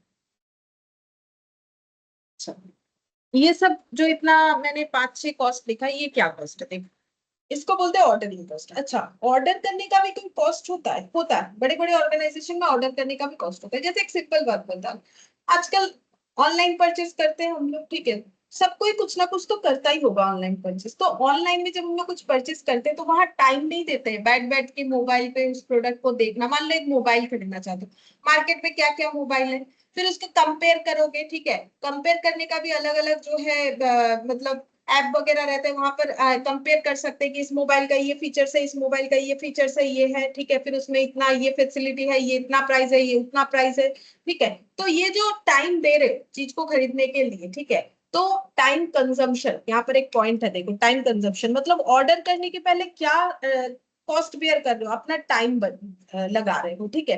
तो वैसे ऑर्गेनाइजेशन भी अपना ऑर्डर करने के पहले टाइम इन्वेस्ट करता है, ठीक है। सबसे पहले तो वो परचेज ऑर्डर बनाता है। तो देखो बड़ा ऑर्गेनाइजेशन में ऐसा नहीं कि कोई भी परचेज ऑर्डर कर दिया, उनका हर एक चीज का एक डिपार्टमेंट होता है, जैसे परचेज डिपार्टमेंट होता है, प्रोडक्शन डिपार्टमेंट होता है। तो एक्चुअली जो मटेरियल खरीदने का जो ऑर्डर है वो कहाँ से आता है पता है? मटेरियल खरीदना है, ये पहले कैसे पता चलता है कि हमारे पास अगर कोई ऑर्डर आया, ठीक है, फिर हम लोग अपना मटेरियल का अवेलेबिलिटी देखते हैं। वो कौन देखता है? स्टोर में स्टोर कीपर देखता है। फिर वो प्रोडक्शन डिपार्टमेंट को बताता है कि देखो ये मटेरियल इतना पड़ा हुआ है। जैसे मैंने यहाँ पर जो एग्जांपल लिया था ना, तो एक्चुअली ये जो अवेलेबिलिटी है ना कि भाई मेरे पास 500 मीटर फैब्रिक अवेलेबल है, ये कौन बताया? ये स्टोर में स्टोर कीपर बताया कि 500 ही है, ठीक है। तो ये खबर किसके पास जाएगा? प्रोडक्शन डिपार्टमेंट के पास। फिर प्रोडक्शन डिपार्टमेंट कैलकुलेशन करेगा, अच्छा 1000 सेट बनेगा तो फिर 500 में तो होगा नहीं, 850 मीटर मुझे चाहिए, ठीक है। तो फिर वो परचेज डिपार्टमेंट को बोलेगा कि मुझे और भी कपड़ा चाहिए, कितना कपड़ा खरीद के देना है? बोल रहे 350 मीटर तो चाहिए, लेकिन आप एक्स्ट्रा 50 और खरीद दो, मुझे 400 मीटर कपड़ा खरीद के दो, तब हम ये ऑर्डर एग्जीक्यूट करवा देंगे, ठीक है। ये प्रोडक्शन डिपार्टमेंट बोल रहा है। तो परचेज ऑर्डर जो जनरेट होता है ना, बड़े ऑर्गेनाइजेशन में ऐसा नहीं कि एक जन डिसाइड किया जाके बैग लेके खरीद के आ गया, ऐसा नहीं होता है, ठीक है। जैसे मुझे चीनी का रिक्वायरमेंट है, हम बोले जाओ चीनी खरीद के लेके आते, चीनी खरीदने चले गए, ऐसा नहीं होता है। यहाँ पर स्टेप वाइज काम होता है। अब प्रोडक्शन डिपार्टमेंट को कपड़ा चाहिए तो वो चला गया खरीदने, ऐसा नहीं होगा। प्रोडक्शन डिपार्टमेंट को वो रिक्वेस्ट जनरेट करना पड़ेगा परचेस डिपार्टमेंट में, परचेस डिपार्टमेंट फिर उसको खरीदने का काम करेगा। तो ये पूरे प्रोसेस को चलने में अलग अलग डिपार्टमेंट बना हुआ है, सारे डिपार्टमेंट को चलाने का तो खर्चा होता है। तो वही बोल रहा है कि ऑर्डरिंग कॉस्ट में ये भी आता है कि हम लोग जब अपना परचेस ऑर्डर प्रिपेयर करते हैं तो उसमें भी हमारा एक कॉस्ट इनकर्ड होता है, क्योंकि हर एक वो सारे डिपार्टमेंट है, जैसे परचेस डिपार्टमेंट, प्रोडक्शन डिपार्टमेंट, ये सब जो डिसीजन लेते हैं तो वहां जो भी लोग बैठे हुए उनका कॉस्ट तो हमें बेयर करना पड़ता है ना। तो वही चीज बोल रहा है कि प्रिपरेशन ऑफ परचेस ऑर्डर ये हमारे ऑर्डरिंग कॉस्ट का पार्ट है। फिर क्या बोल रहा है, इन्विटेशन ऑफ टेंडर। अब क्या हो गया, हम लोगों ने सोच लिया कि मुझे इतना मीटर कपड़ा चाहिए। अब क्या होता है ना, नॉर्मली बड़ा ऑर्डर होता है, छोटा ऑर्डर की तरह मत सोचो, बड़ा ऑर्डर होता है तो उसके लिए पेपर में एडवर्टाइजमेंट दे दिया जाता है, टेंडर बुलाया जाता है कि भाई इस कंपनी को ना ये मटेरियल चाहिए, ठीक है, कौन कौन सप्लायर है अपना अपना कोटेशन भेजिए, ठीक है। तो पेपर में टेंडर दिया जाता है, न्यूज़पेपर में। अब वो टेंडर जो भी सप्लायर पढ़ते हैं फिर अपना अपना सैंपल के साथ जो है मेल करते हैं, ठीक है, कि ये सैंपल भेज दिया कि मेरे पास ये मटेरियल है, और मेल में अपना प्राइस कोटेशन भेज देते हैं कि हम ये फैब्रिक या फिर जो भी चीज है, जो भी रॉ मटेरियल है, हम ये मटेरियल को इतने रुपए में आपको दे देंगे। तो ऐसे बहुत सारे सप्लायर जो है मेल करते हैं हमें, ठीक है। या फिर जिस तरीके से होता है फोन करके भी बोल सकते हैं, नॉर्मली फोन करके बोलने से बोला जाता है मेल कर दीजिए, आजकल ऑफिशियल काम मेल करके होता है कि आप मेल कर दीजिए कि आपका कोटेशन क्या है। तो इस तरीके से ना टेंडर बुलाया जाता है। फिर सब सारे सप्लायर जो भी मतलब विलिंग सप्लायर्स है वो जब अपना कोटेशन भेज देते हैं, फिर कंपनी को एक मीटिंग रखना पड़ता है। उस मीटिंग में सारे जो लेटर्स आए हैं ना, मेल जो आए, वो ओपन करके पढ़ा जाता है कि भाई ये सप्लायर ने ये बोला है, ये दे देंगे, ये दे देंगे। तो सारी चीजों को फिर कंपेयर किया जाता है। कंपेयर करने के बाद ये डिसाइड किया जाता है कि कौन से सप्लायर से हमें लेना चाहिए, कौन सा हमारे लिए बेस्ट होगा। तो ये मीटिंग करना, ये सब भी, इसमें भी तो कॉस्ट इनकट होता है, ठीक है, इसमें भी तो कॉस्ट इनकट होता है। तो वही बोला, इन्विटेशन ऑफ टेंडर होता है, फिर मेलिंग बिलिंग, फिर हम लोग मेलिंग करेगा, ऑर्गेनाइजेशन मेलिंग करेगा कि भाई हाँ, जिस सप्लायर को चूज करेगा कि आप आपसे हमें मिलना है कि आपसे हमें परचेज करना है, ठीक है। तो ये चीज होता है। फिर बोल रहा है टेंडर प्रोसेसिंग, वही मैंने बोला, टेंडर प्रोसेस होने का जो कॉस्ट, मतलब मीटिंग बुलाना, ठीक है, फिर डिसाइड करना, तो वो भी तो हमारा एक कॉस्ट है कि मीटिंग अरेंज करने का भी तो एक कॉस्ट होता है। फिर हम लोग क्या करेंगे, मटेरियल को इंस्पेक्ट करने के लिए किसी ना किसी को भेजेगा कंपनी की, जाओ देख के आओ, जो मटेरियल हमें दिया जा रहा है, हमें तो सैंपल दिया गया था, लेकिन उनके फैक्ट्री में जाके देख के आओ, उनके गोडाउन में जाके देख के आओ कि कैसा है। तो जिसको भेजेंगे उसके ऊपर भी तो ऑर्गेनाइजेशन का खर्चा है, जो इंस्पेक्शन का काम करने जाएगा, ठीक है। फिर उसके बाद अगर हमें पसंद आ गया, हम लोग लेंगे तो फिर हम लोग उसके गोडाउन से हमारे गोडाउन तक लेके आएंगे, तो उसका लेके आने का खर्चा, फ्रेट, ठीक है। और इस बीच जब तक डिलीवरी नहीं हो रहा है तब तक डिलीवरी को फॉलो अप करना है। जैसे ऑनलाइन पे करते हो ना, कुछ ऑर्डर दे दिया, फिर चेक करते रहते हो ना कि डिलीवरी का पूरा ऐसा एक लाइन रहता है ना कि हाँ डिलीवरी ऑर्डर आपने जनरेट किया, फिर शिपमेंट हुआ, फिर ऐसा ऐसा आउट फॉर डिलीवरी। तो हम लोग चेक करते हैं ना कि हमारा डिलीवरी स्टेटस क्या है, कि कितने तक पहुंचा है। तो वैसे ही ऑर्गेनाइजेशन भी डिलीवरी को फॉलो अप करती है कि भाई कितने दिन तक आ जाएगा, क्या अर्ली आ जाएगा या डिले होगा, वो सारी चीजों को उनको ध्यान रखना पड़ता है। तो हर एक काम के लिए लोगों को रखना पड़ता है, तो फिर उसका तो खर्चा होगा। तो वही चीज है कि ऑर्डरिंग कॉस्ट का मतलब ये, ठीक है। तो परचेस कॉस्ट जो हमारे कंट्रोल में नहीं है, लेकिन बाकी दोनों कॉस्ट ही ऑर्गेनाइजेशन के कंट्रोल में है, ऑर्डरिंग कॉस्ट भी और कैरिंग कॉस्ट भी। कैसे कैरिंग कॉस्ट, तो देखो अगर अपने हिसाब से खरीदेगा तो कैरिंग कॉस्ट जो है वो बढ़ेगा नहीं, ठीक है, इन बातों का ध्यान रखेगा। अब ऑर्डरिंग कॉस्ट को कैसे मैनेज कर सकता है, तो ऑर्डरिंग कॉस्ट को ऐसे मैनेज कर सकता है कि वो जितना चाहिए उसे रिक्वायरमेंट, उसके हिसाब से उसे ऑर्डर करना चाहिए। अगर हम बार बार चीजों का ऑर्डर करेंगे तो मेरा बार बार ये टाइम सब जाएगा, मतलब बार बार मीटिंग अरेंज करना पड़ेगा, बार बार पेपर में टेंडर देना। तो पेपर में जब टेंडर के लिए एडवर्टाइजमेंट होता है तो पेपर वाले को भी तो पैसे देना, मतलब उसका भी तो खर्चा है। तो हमें सोच समझ के करना चाहिए कि हम लोग एक साल में कितना बार ऑर्डर प्लेस करें, ठीक है, वो हमें ध्यान में रखना चाहिए। क्या हम लोग बार बार ऑर्डर प्लेस करें, ये सही रहेगा, या फिर एक ही बार में सारा चीज खरीद ले, वो हमें ध्यान में रखना चाहिए, ठीक है। अब इसी चीज पे हम तुम लोग को क्वेश्चन करेंगे। देखो यहाँ पर हम लिख रहे हैं ऑर्डरिंग कॉस्ट, यहाँ पर लिखेंगे कैरिंग कॉस्ट, ठीक है। अब मेरा क्वेश्चन ये है कि हमें ईयरली 12 लाख यूनिट मेटेरियल चाहिए, ठीक है। ईयरली 12 लाख यूनिट मेटेरियल का रिक्वायरमेंट है, ठीक है। तो अगर हम लोग इसको हम लोग कैसे खरीदे, क्या हम लोग 12 lakh unit at a time purchase करें या फिर 1 lakh unit at a time purchase करें, ठीक है। ये मैंने बाइफरकेट कर दिया। हमारे दिमाग में दो चीज आ रहा है, मैंने इस तरीके से एग्जांपल सेट किया है कि हम लोग 12 लाख यूनिट एक ही बार में खरीद लेंगे या फिर हम लोग 1 लाख यूनिट करके खरीदेंगे पूरे साल भर में। तो मुझे एक चीज बोलो, अगर हम 12 लाख यूनिट एक ही बार में खरीदेंगे तो मेरा ऑर्डरिंग कॉस्ट क्या होगा और कैरिंग कॉस्ट क्या होगा। मतलब क्वांटिटी में नहीं बताना है, मैंने तो कोई वैल्यू नहीं बोला है ना, मतलब तुम लोग को ये बताना है कि ज्यादा होगा कि कम होगा, ये बताना है। अगर हम 12 lakh unit at a time में ऑर्डर प्लेस करेंगे तो मेरा ऑर्डरिंग कॉस्ट क्या हो सकता है, और 1 लाख करेंगे तो ऑर्डरिंग कॉस्ट क्या हो सकता है। मतलब ये दोनों में अगर कंपेयर करें, किसमें ऑर्डरिंग कॉस्ट ज्यादा होगा, किसमें ऑर्डरिंग कॉस्ट कम होगा। हम 12 लाख पे ऑर्डरिंग कॉस्ट ज्यादा होगा। 12 लाख में ऑर्डरिंग कॉस्ट ज्यादा होगा, अच्छा। और 1 लाख में कम होगा। कम होगा। सबको क्या ऐसा ही लग रहा है, सबको अपना ओपिनियन दे सकते हैं। 12 लाख यूनिट अगर हम एट ए टाइम, हाँ बोल। हम तो सिर्फ एक टाइम वन टाइम ही तो ऑर्डर कर रहे हैं, तो उसमें तो ऑर्डरिंग कॉस्ट कम लगेगा। इसमें ऑर्डरिंग कॉस्ट कम लगेगा, इसमें ऑर्डरिंग कॉस्ट ज्यादा लगेगा, ये सही बात। सोचो, मुझे 12 लाख यूनिट हम एक ही बार में ऑर्डर करेंगे तो मुझे ऑर्डर करने का जो भी प्रोसेस है वो तो एक ही बार फॉलो करना पड़ेगा, ठीक है। अगर हम 1 लाख यूनिट करके जो है ऑर्डर करेंगे तो मुझे मुझे एक चीज बोलो, तो मुझे अगर 12 लाख यूनिट मटेरियल चाहिए और हम 12 lakh unit at a time में ऑर्डर कर रहे हैं तो मेरा नंबर ऑफ ऑर्डर कितना हो रहा है, ये बताओ। नंबर ऑफ ऑर्डर 1 और इसमें नंबर ऑफ ऑर्डर 12 ठीक है। अब बोलो, अगर मान लो मेरा ऑर्डरिंग कॉस्ट, ये सब जो दिख रहा है ना, ये सब मिला के मान लेते हैं मेरा ऑर्डरिंग कॉस्ट है एट द रेट ऑफ 10 पर ऑर्डर, ठीक है। तो मुझे बोलो किसमें खर्चा ज्यादा हुआ।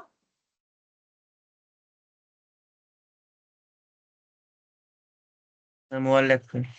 ऑब्वियसली, ठीक है। अगर एक बार ऑर्डर करेंगे तो 10 रुपए का ही खर्चा होगा, लेकिन अगर उसी चीज को हम 12 बार में ऑर्डर करेंगे तो मेरा कितना हो जाएगा, 120। देखो जैसे हम टाइम का बता रहे हैं, अब जैसे तुम लोगों को 5-6 मोबाइल खरीदना है, ठीक है, किसी भी रीजन से। अब हर एक बार कंपेयर करने बैठोगे, एक ही बार में बैठे, ठीक है, देख लिया और ये ऑर्डर कर दिया, ठीक है। अब अगर तुम लोग बार बार बैठोगे इस चीज को लेके तो टाइम तो जाएगा ही, ठीक है, टाइम जाएगा, टाइम इन्वेस्टमेंट होगा।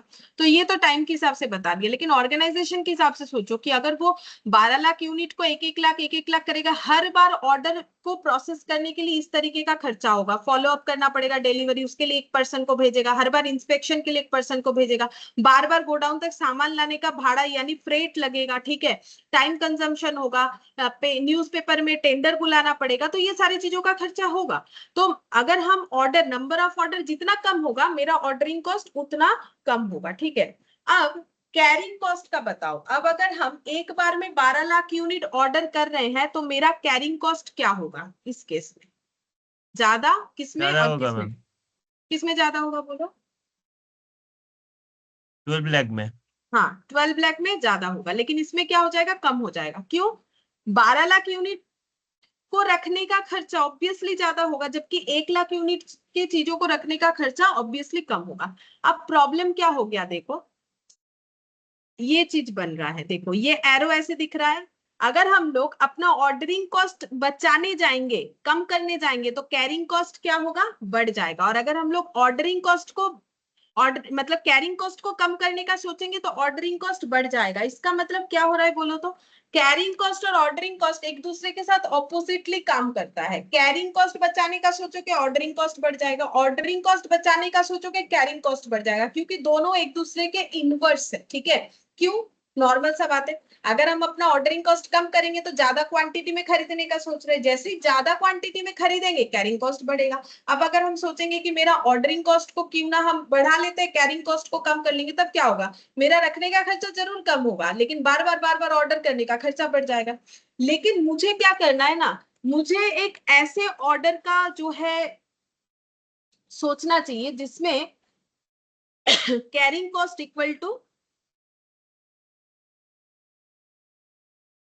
Ordering cost. मुझे ऐसा कुछ क्वांटिटी में ऑर्डर करना पड़ेगा, मुझे ऐसा कुछ क्वांटिटी में ऑर्डर करना पड़ेगा जिसमें मेरा कैरिंग कॉस्ट और ऑर्डरिंग कॉस्ट बराबर हो। क्या ऐसा होना पॉसिबल है? हाँ है। एक कैलकुलेशन हमें सिखाया गया है जिसको शायद आप लोगों ने कभी नाम सुना होगा, ईओक्यू, इकोनॉमिक ऑर्डर क्वांटिटी। ठीक है, हमें अपना ऑर्डर क्वांटिटी क्या करना चाहिए, चीपेस्ट करना पड़ेगा। ठीक है, हम मतलब हमें चीपेस्ट ऑर्डर क्वांटिटी कैसे जनरेट कर सकते हैं, अगर हम लोग अपने कैरिंग ऑर्डरिंग कॉस्ट को बराबर कर ले, क्योंकि नॉर्मली दिख रहा है कि ऐसा होना पॉसिबल नहीं। कैरिंग कमेगा तो ऑर्डरिंग बढ़ेगा, ऑर्डरिंग कमेगा तो कैरिंग बढ़ेगा। लेकिन अगर किसी भी तरीके से अगर हम लोग ये सिचुएशन जनरेट कर देते हैं तो हमारा जो ऑर्डर है वो सबसे सस्ता तभी हो सकता है जब ये दोनों कॉस्ट बराबर हो, और उस सबसे सस्ते कॉस्ट का नाम दिया गया है इकोनॉमिक ऑर्डर क्वांटिटी यानी ईओ, इकोनॉमिक ऑर्डर क्वांटिटी। इसको शॉर्ट में बोलते हैं ईओक्यू, ईओक्यू। ठीक है, ई का मतलब है चीपेस्ट, इकोनॉमिक, एक्चुअली इकोनॉमिक का मतलब है चीपेस्ट, मतलब सबसे सस्ता होगा। सस्ता तभी होगा अगर ये रिलेशन बिल्डअप कर पाते हैं हम। ऑर्डर मतलब नंबर ऑफ ऑर्डर, और क्वांटिटी मतलब unit to be ordered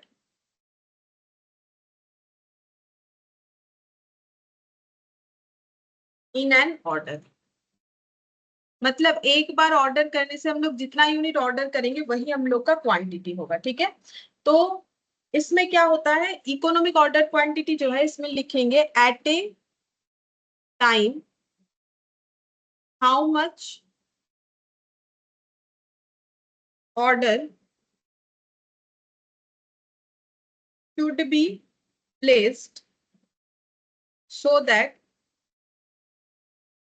total cost will be minimum।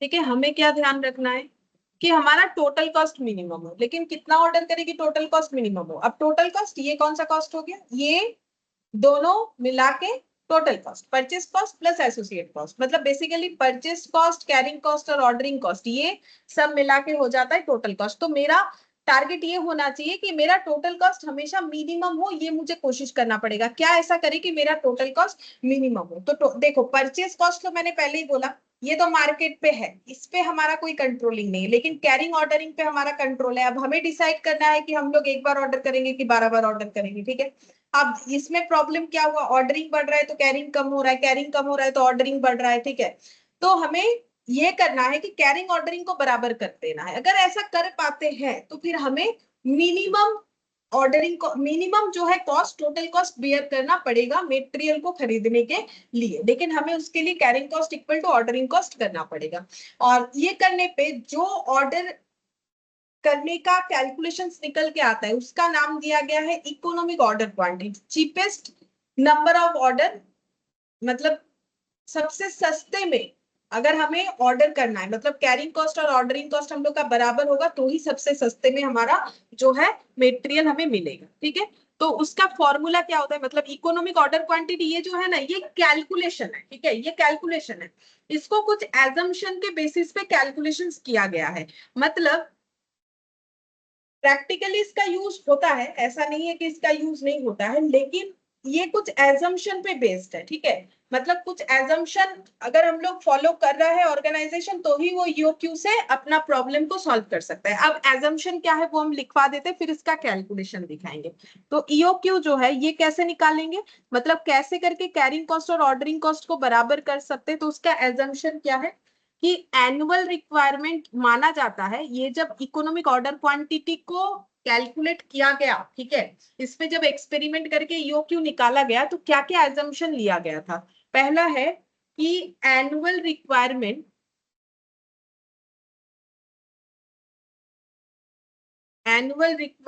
Is known in advance with certainty।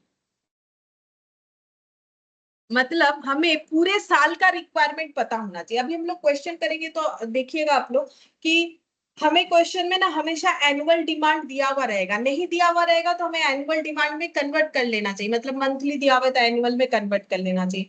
तो ईओक्यू तभी एप्लीकेबल हो सकता है कि अगर हमें अपने ऑर्गेनाइजेशन का जो मटेरियल का रिक्वायरमेंट है उसका एनुअल मतलब पूरे साल भर का रिक्वायरमेंट पहले से ही पता हो, तभी हम लोग ईओक्यू अप्लाई कर सकते हैं। और वो भी सर्टेनिटी के साथ, मतलब ऐसा ना हो कि हमें बोल दिया गया कि पूरे 12 लाख के बाद देखा गया 14 लाख हो गया, तब भी ईओक्यू नहीं उस पे अप्लाई हो सकता है। ठीक है, तो पहला एजम्पशन ये कि हमें एनुअल रिक्वायरमेंट जो है वो पता होना चाहिए। फिर नेक्स्ट हो जाएगा the inventory is consumed evenly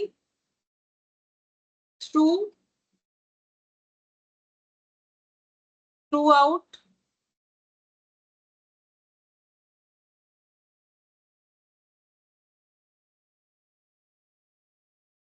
the year. ठीक है, पूरे साल भर जो इन्वेंट्री यानी जो स्टॉक या मटेरियल है उसका कंजम्पशन इवनली होना चाहिए। इवनली मतलब जैसे अगर मंथली कंजम्पशन है तो जैसे हर महीने जैसे ये 12 लाख का मैंने तो 1 लाख 1 लाख 1 लाख 1 लाख इस तरीके का कंजम्पशन है। अगर ऐसा पैटर्न है तो ही ईओक्यू एप्लीकेबल होगा, अदरवाइज ईओक्यू एप्लीकेबल नहीं हो सकता है। फिर नेक्स्ट लिखेंगे the ordering cost per order, हम ओसी लिख रहे हैं। ठीक है, the ordering cost per order remain constant irrespective of size, ठीक है। तो जो ऑर्डर हम लोग करेंगे उस पे जो ऑर्डरिंग कॉस्ट लग रहा है वो साइज के ऊपर डिपेंड नहीं करेगा। जैसे देखो मैंने यहाँ पर वही माना 10 रुपए पर ऑर्डर, अगर हम लोग एक बार करेंगे तो भी 10 रुपए, अगर 12 बार करेंगे तो भी 10 रुपए। ठीक है, तो बोल रहा है कि अगर ordering cost per order constant रहेगा साइज जो भी हो तभी हम लोग ईओक्यू को अप्लाई कर सकते हैं। ठीक है, फिर फोर्थ नंबर पे लिखेंगे the carrying cost is computed, carrying cost को हम सीसी लिख रहे हैं। ठीक है, the carrying cost is computed on average inventory order, on average inventory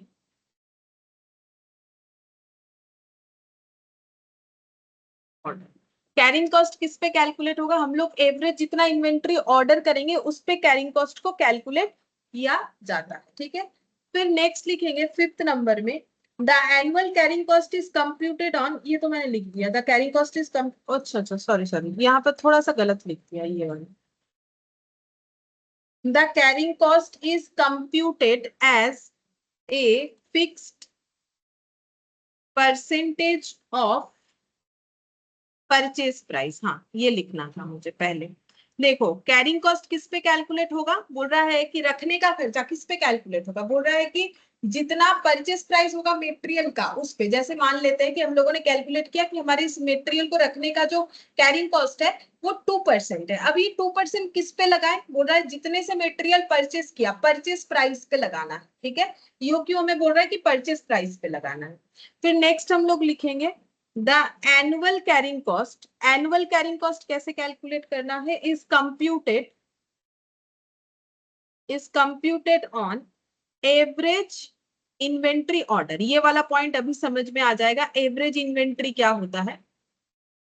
annual carrying cost average inventory order पे होगा, मतलब पूरे साल भर में जो भी इन्वेंट्री हम लोग ऑर्डर करेंगे उसका एवरेज करना पड़ेगा, उस पे हम लोग कैरिंग कॉस्ट पूरे साल का निकालेंगे। फिर नेक्स्ट लिखेंगे EOQ is EOQ is the order size, EOQ क्या है, एक ऑर्डर साइज है वेयर द सम यानी total of annual ordering cost, पूरे साल भर का ऑर्डरिंग कॉस्ट, मैंने ओसी लिखा, एंड कैरिंग कॉस्ट हम सीसी लिख रहे हैं, is the least and equal, is the least, least LEAST, least का मतलब सस्ता और इक्वल होगा। तो देखो मैंने तो वही बोला कि भाई कैरिंग कॉस्ट ऑर्डरिंग कॉस्ट अपने आप में ऑपोजिटली काम कर रहा है, तो हमें ऐसा कुछ करना चाहिए कि कैरिंग कॉस्ट ऑर्डरिंग कॉस्ट बराबर हो। तो EOQ एक ऐसा ऑर्डर साइज है जहां पर ऑर्डरिंग कॉस्ट और कैरिंग कॉस्ट पूरे साल भर का जो होगा वो इक्वल होगा और सबसे कम होगा, ठीक है। लेकिन ये EOQ तभी एप्लीकेबल हो सकता है अगर हमें अपना एनुअल रिक्वायरमेंट पूरे साल भर का पता है और वो सर्टेन है, वो चेंज नहीं होने वाला है। हमारा जो भी मटेरियल हम लोग खरीद रहे हैं उसका कंजम्पशन इवनली होना चाहिए, मंथली हो या जैसे भी कंजम्पशन पैटर्न है वो हमारा इवनली होना चाहिए। ऑर्डरिंग कॉस्ट जो है वो साइज ऑर्डर का जो भी हो वो कांस्टेंट होना चाहिए। कैरिंग कॉस्ट जो है हम लोग परचेस प्राइस पे कैलकुलेट करेंगे, annual carrying cost, annual carrying cost average inventory पे कैलकुलेट करेंगे, तब जाके हमें EOQ मिलेगा जो हमें सस्ता वाला जो है ऑर्डर जनरेट करके देगा। मतलब हमें ये बताएगा कि कितना क्वांटिटी में ऑर्डर करें ताकि हमारे लिए सस्ता, और सस्ता तभी होगा जब ऑर्डरिंग कैरिंग कॉस्ट बराबर होगा। And last point, purchase price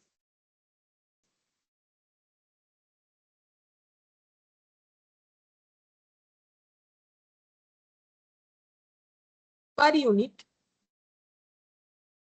remains constant।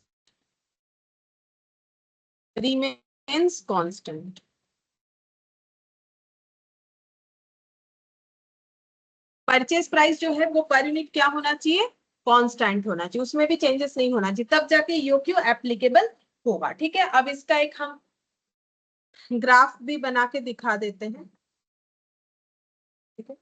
जैसे यहाँ पर मैंने लिख दिया 10, 20, 30, 40, 50, 60, ठीक है।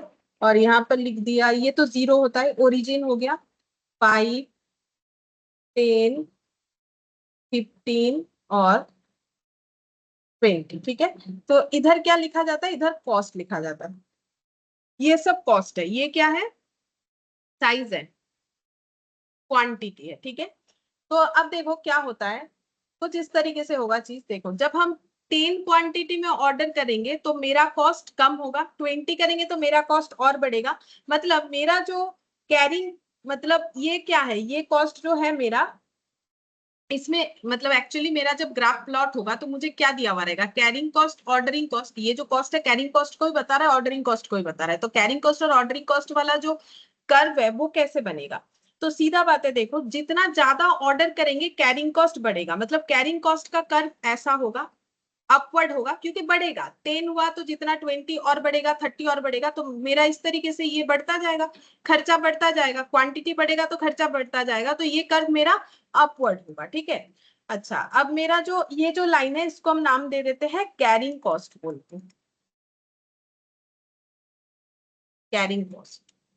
तो मेरा लॉट साइज मतलब ऑर्डर साइज जितना ज्यादा होगा मेरा कैरिंग कॉस्ट उतना बढ़ेगा, लेकिन मेरा ऑर्डर साइज जितना ज्यादा होगा मेरा ऑर्डरिंग कॉस्ट कम होगा। मतलब जब हम 10 क्वांटिटी में ऑर्डर करेंगे मेरा जो ऑर्डरिंग कॉस्ट होगा, अगर हम 60 एक बार में ले लेंगे मेरा ऑर्डरिंग कॉस्ट कम होगा। मतलब ये जो लाइन है ये मेरा डाउनवर्ड होगा, डाउनवर्ड स्लोपिंग होगा, ये देखो ये डाउनवर्ड की तरफ जाएगा, ठीक है। जो डाउनवर्ड की तरफ जाएगा उसे हम लोग बोलेंगे ऑर्डरिंग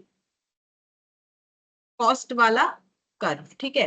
क्योंकि ऑर्डरिंग कॉस्ट क्या होता है, देखो अगर हम 10 करेंगे तो मेरा ज्यादा खर्चा है, अगर हम 20 ऑर्डर करेंगे तो मेरा थोड़ा सा कम होगा, 30 करेंगे तो और कम, 40, जितना ज्यादा क्वांटिटी में करेंगे ऑर्डरिंग कॉस्ट उतना कम होगा। और ये दोनों पॉइंट ये जहां पर कट हुआ है, ठीक है, यही मेरा EOQ है, ठीक है। अब इसके ऊपर से अगर हम लोग ऐसा लाइन लगाएंगे तो जिस लॉट साइज पे मतलब जिस ऑर्डर साइज पे आके ये रुकेगा, मतलब ये 40 हमारा क्या है, EOQ है। मतलब अगर हम लोग 40 यूनिट में ऑर्डर करेंगे तो हमारा कैरिंग कॉस्ट और ऑर्डरिंग कॉस्ट बराबर होगा, जहां पर ये कट होगा वहां पर ये चीज बराबर होगा, ठीक है।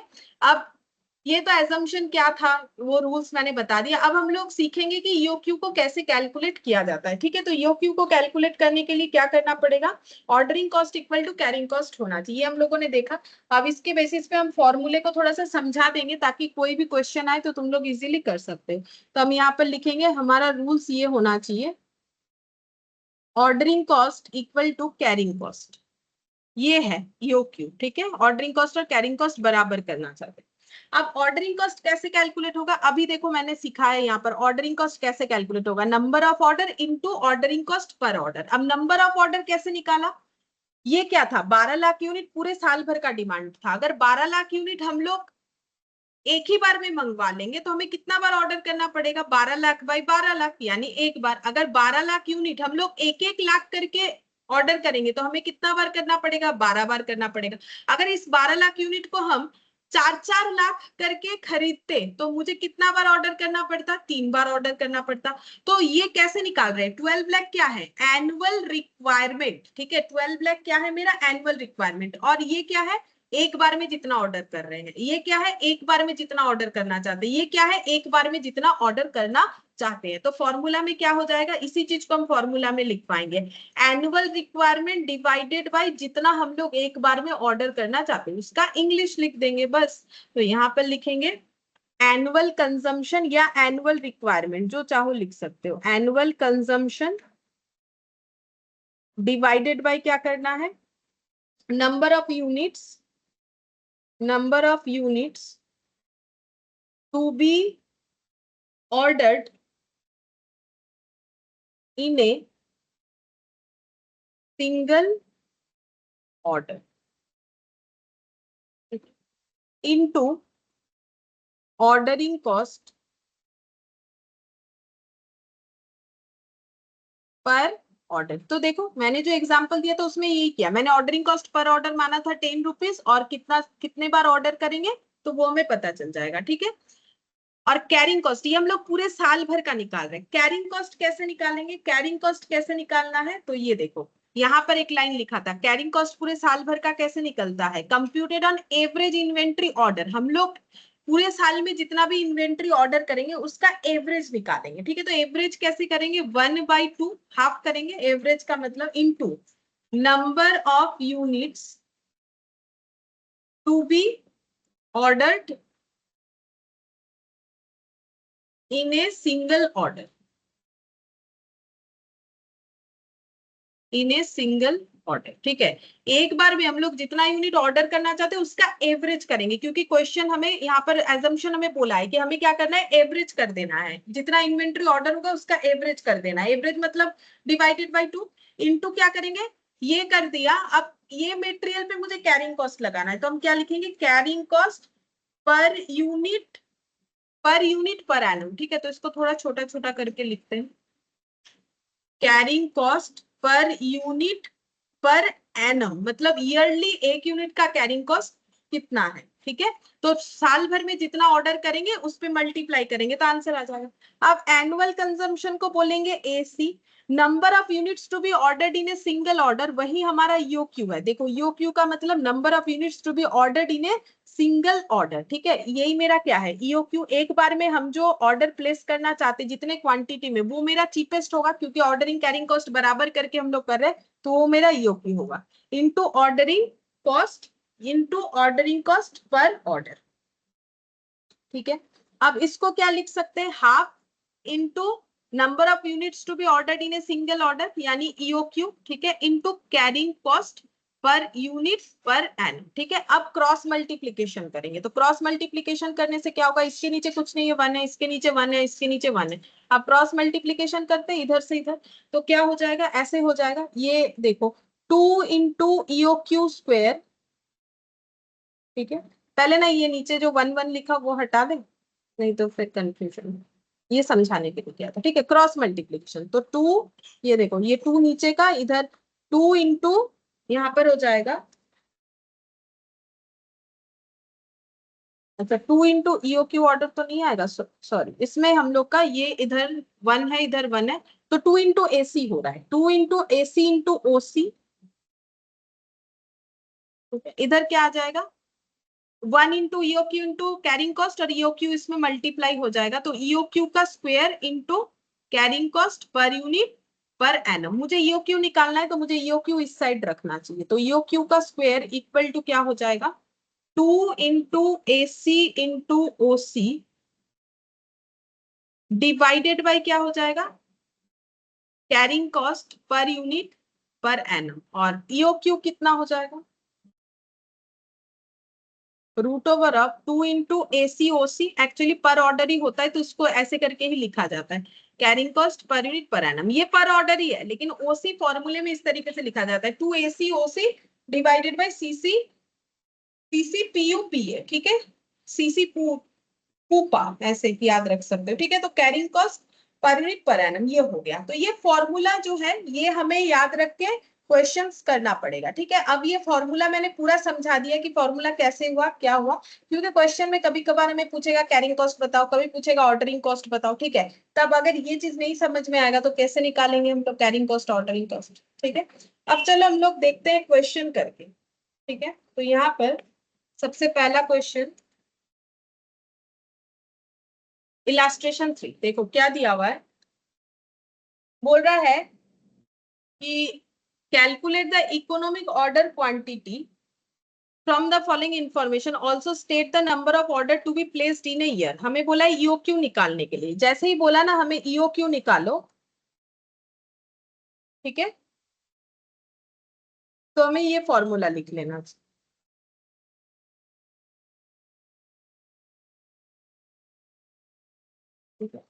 अब यहाँ पर देखो दिया हुआ है consumption of material per annum मतलब ईयरली मेटेरियल का कंजम्पशन है 10,000, ठीक है। फिर इधर दिया हुआ है ordering placing cost per order placing cost per order मतलब ordering cost, order placing cost per order मतलब cost ordering cost per order 50 cost per KG of raw material, ये मटेरियल किलो दर पे मिलता है और 1 केजी 2 रुपए में मिलता है। स्टोरेज कॉस्ट जो है 8% ऑन एवरेज इन्वेंट्री है, हम लोग को कैलकुलेट करके देना है ईओक्यू और साथ ही साथ नंबर ऑफ ऑर्डर, ठीक है।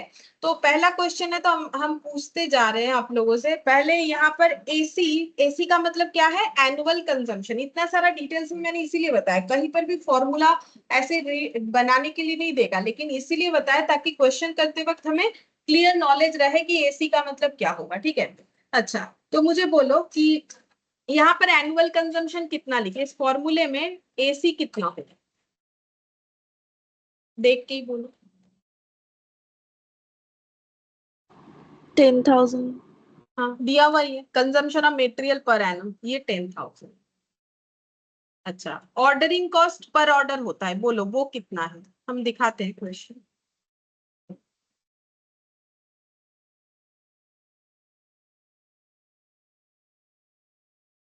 ₹50। 50 rupees. Carrying cost per unit per annum मतलब कैरिंग कॉस्ट हमें बताना है 1 यूनिट का 1 साल का, तो कैरिंग कॉस्ट कैसे कैलकुलेट होगा, तो उसका मैंने रूल्स बताया है कि कैरिंग कॉस्ट कैसे कैलकुलेट होता है मटेरियल के परचेज प्राइस पे। कहाँ बताया है, देखो जो मैंने अजम्पशन लिखवाया है वहां पर, जो लाइन में हम लिखते वक्त मिस्टेक कर दिए थे वहां पर।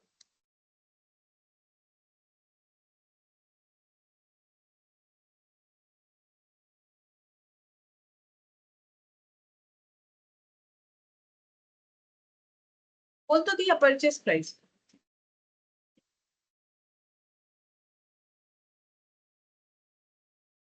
ये लाइन पढ़ू ना,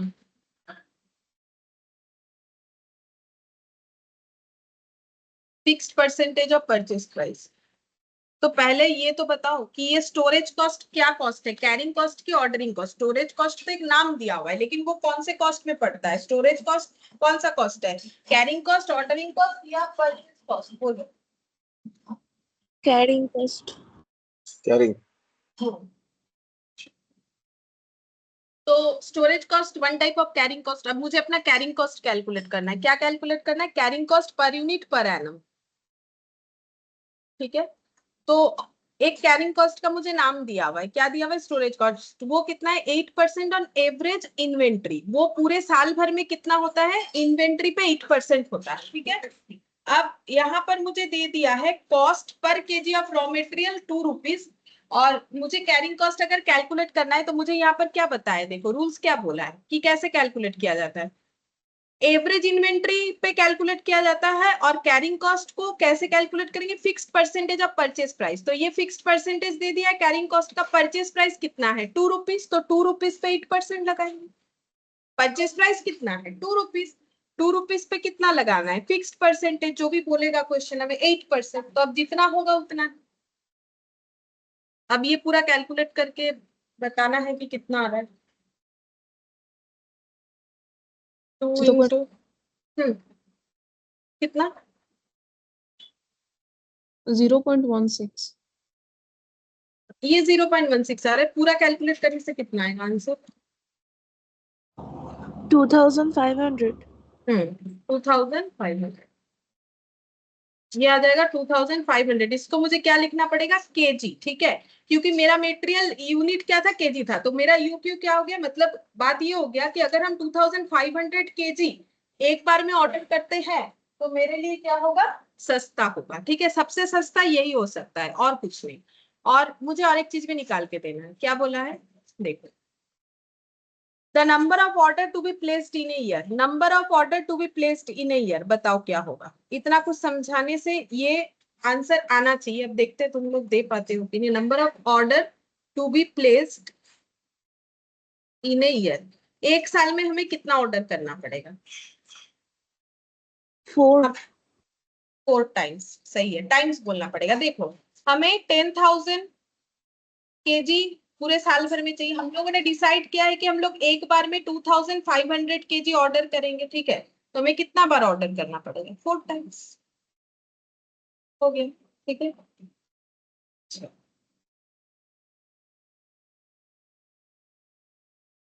इलास्ट्रेशन 4 यहाँ पर चलते, यहाँ पर हमें दिया है compute EOQ and the total variable cost for the following. पहला क्वेश्चन ईओक्यू और टोटल वेरिएबल कॉस्ट, पहले ईओक्यू निकाल लेते हैं। ईओक्यू में हमें क्या करना है, अच्छा एग्जाम टाइम पे ना ये सब थोड़ा लिखना पड़ेगा, AC annual consumption equal to 10,000 ऐसे करके ना लिखना पड़ेगा। अभी हम थोड़ा शॉर्टकट में ही करवा रहे हैं, मतलब उतना लिखेंगे तो टाइम जाएगा, ठीक है। बाकी प्रेजेंटेशन क्या होगा, AC annual consumption equal to 10,000 ऐसे करके लिखना है बस, और कुछ नहीं। मतलब हर एक चीज का वैल्यू क्या है वो एक बार लिख के दिखा देना। फॉर्मूला हमारा ये है, हमें बोला है कि ईओक्यू निकालो, तो बोला एनुअल डिमांड में कितना लिखे, एसी कितना होगा 5,000। अच्छा ओसी कितना होगा, क्वेश्चन दिखाते हैं, ओसी 16 दिया हुआ, ओसी 16। Carrying cost per unit per annum, ये थोड़ा सा कैलकुलेट करना पड़ता है, बाकी ये तो डायरेक्टली दिया हुआ रहता है नॉर्मली। तो कैरिंग कॉस्ट बता सकते हैं क्या होगा,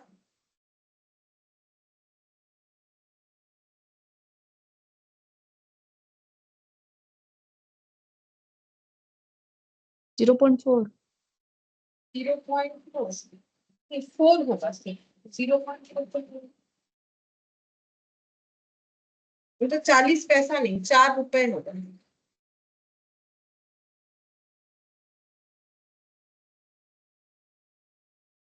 तो अभी भी सिखाया कैरिंग कॉस्ट किस पे कैलकुलेट होगा, परचेज प्राइस पे। तो ये पूरे क्वेश्चन में मुझे एक चीज बताओ कि परचेज प्राइस ऑफ मटेरियल कौन सा है। देखो रुपीस तो दो, हाँ 20 रुपीस तो दोनों ही जगह पे लगा हुआ है, या तो ये होगा या तो ये होगा। अब ये तो ऑर्डर कॉस्ट दिख रहा है, यूनिट प्राइस का मतलब क्या, जो मटेरियल खरीदेंगे उसका पर यूनिट का प्राइस। तो पहले केजी दिया होता, अब क्यों यूनिट दिया है, वो तो क्वेश्चन पे डिपेंड करता है ना। देखो लीटर भी दे सकता है, किलो भी, अगर उनको कुछ ना समझ में आए तो यूनिट भी दे सकता है। तो 20 रुपए पर यूनिट करके मटेरियल खरीदा जाता है, ठीक है। अब यहाँ पर ऑर्डरिंग कॉस्ट जो है, sorry storage cost, interest rate और ऑब्सोलेसेंस रेट, ये सभी हमारे कैरिंग कॉस्ट है, ठीक है। ऑब्सोलेसेंस रेट का मतलब होता है कि अगर चीज खराब हो जाए तो उसके लिए हमें जो कॉस्ट बेयर करना पड़ेगा, तो ये सभी हमारे कैरिंग कॉस्ट का पार्ट है। तो फिर यहाँ पर कितना हो जाएगा carrying cost per unit, 2% plus 12% plus 6%, ये सभी परसेंटेज का टोटल कर लेंगे, इनटू होगा 20, तो कितना आ जाएगा 16 और 6 20% इंटू 20 का 20% कितना होता है? 4 रुपया होता है। यहाँ 4 रुपया लिखेंगे, बोलो आंसर कितना है? 200 यूनिट। हाँ 200 यूनिट आ जाएगा आंसर। ठीक है, ये हो गया 200 यूनिट। और एक चीज बोला है टोटल वेरिएबल कॉस्ट निकालने के लिए, तो टोटल वेरिएबल कॉस्ट कैसे निकलेगा?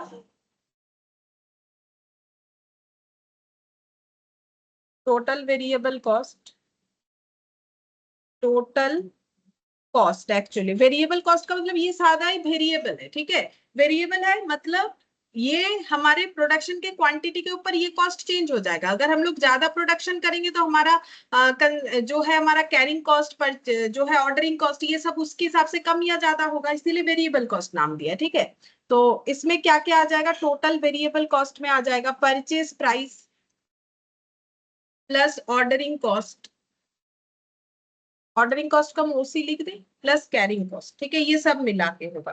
तो परचेज प्राइस मुझे टोटल बताना है, तो परचेज प्राइस कैसे निकालेंगे? सिंपल सा बात है, हम लोग कितना परचेज करेंगे पूरे साल भर में? 5000 यूनिट। और कितना रुपए करके परचेज करना पड़ेगा? परचेज प्राइस कितना है एक यूनिट का?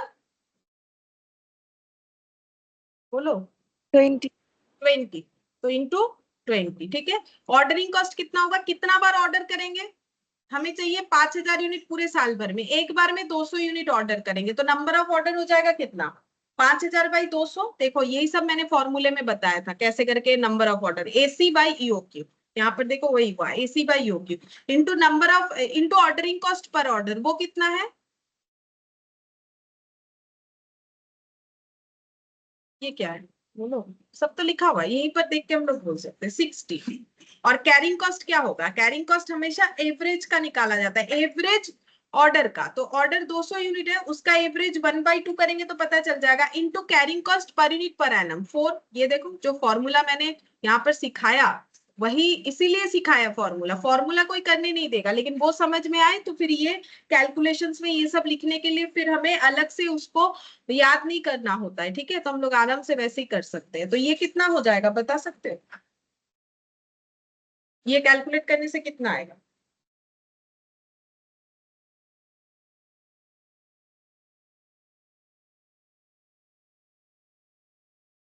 चलो हम ये बताते हैं, हम इसीलिए पूछ रहे, एक रीजन है इधर का हम बताते कैलकुलेट करके। ये 400 आ रहा है, ठीक है, 200 बाई 2 इंटू 4, ये 400 आ रहा है। तो ये 400 आया तो ये कितना आएगा बिना कैलकुलेट किए? बताओ ये।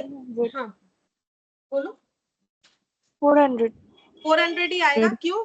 क्योंकि कैरिंग कॉस्ट और ऑर्डरिंग कॉस्ट बराबर है। अगर ये 400 है तो ये भी 400 आएगा, क्योंकि हम लोग तो ईओक्यू लेके क्वेश्चन कर रहे हैं ना, ये ईओक्यू है 200 200। ठीक है, तो अब ये उतना ही आएगा। तो ठीक है, अब मुझे टोटल बता दो कितना हो रहा है। 1 लाख प्लस 800, तो कितना हो जाएगा? 1 लाख 800। ठीक है, 1000800, 1 लाख 800 टोटल वेरिएबल कॉस्ट, ये कैलकुलेट होके आ गया। अच्छा, इसके बाद इस क्वेश्चन में एक चीज ऐड ऑन कर रखा है, बोला है कि determine the total cost that would result for the item if a new price of 12.80 is used. मतलब ये तुम लोग घर पे ट्राई करना जरूर। ठीक है, आप लोग घर पे ट्राई कीजिएगा। यहाँ पर बोला है कि अगर मेरा ये जो कॉस्ट है, ये जो कॉस्ट है, ये इसके जगह 12.80 हो जाए तो मेरा टोटल कॉस्ट कितना होगा? मतलब purchase price plus ordering cost plus carrying cost कितना होगा, ये आप लोगों को बताना है। ठीक है, तो ये आप लोगों का टास्क दे रहे हैं, होमवर्क, ये आप लोग करके रखिएगा। ठीक है, नेक्स्ट क्लास में हम पूछेंगे कि इसका आंसर कितना आया। ठीक है, ठीक है, फिर आज इतना ही करते हैं। Thank you. Bye ma'am. ठीक है, बाय।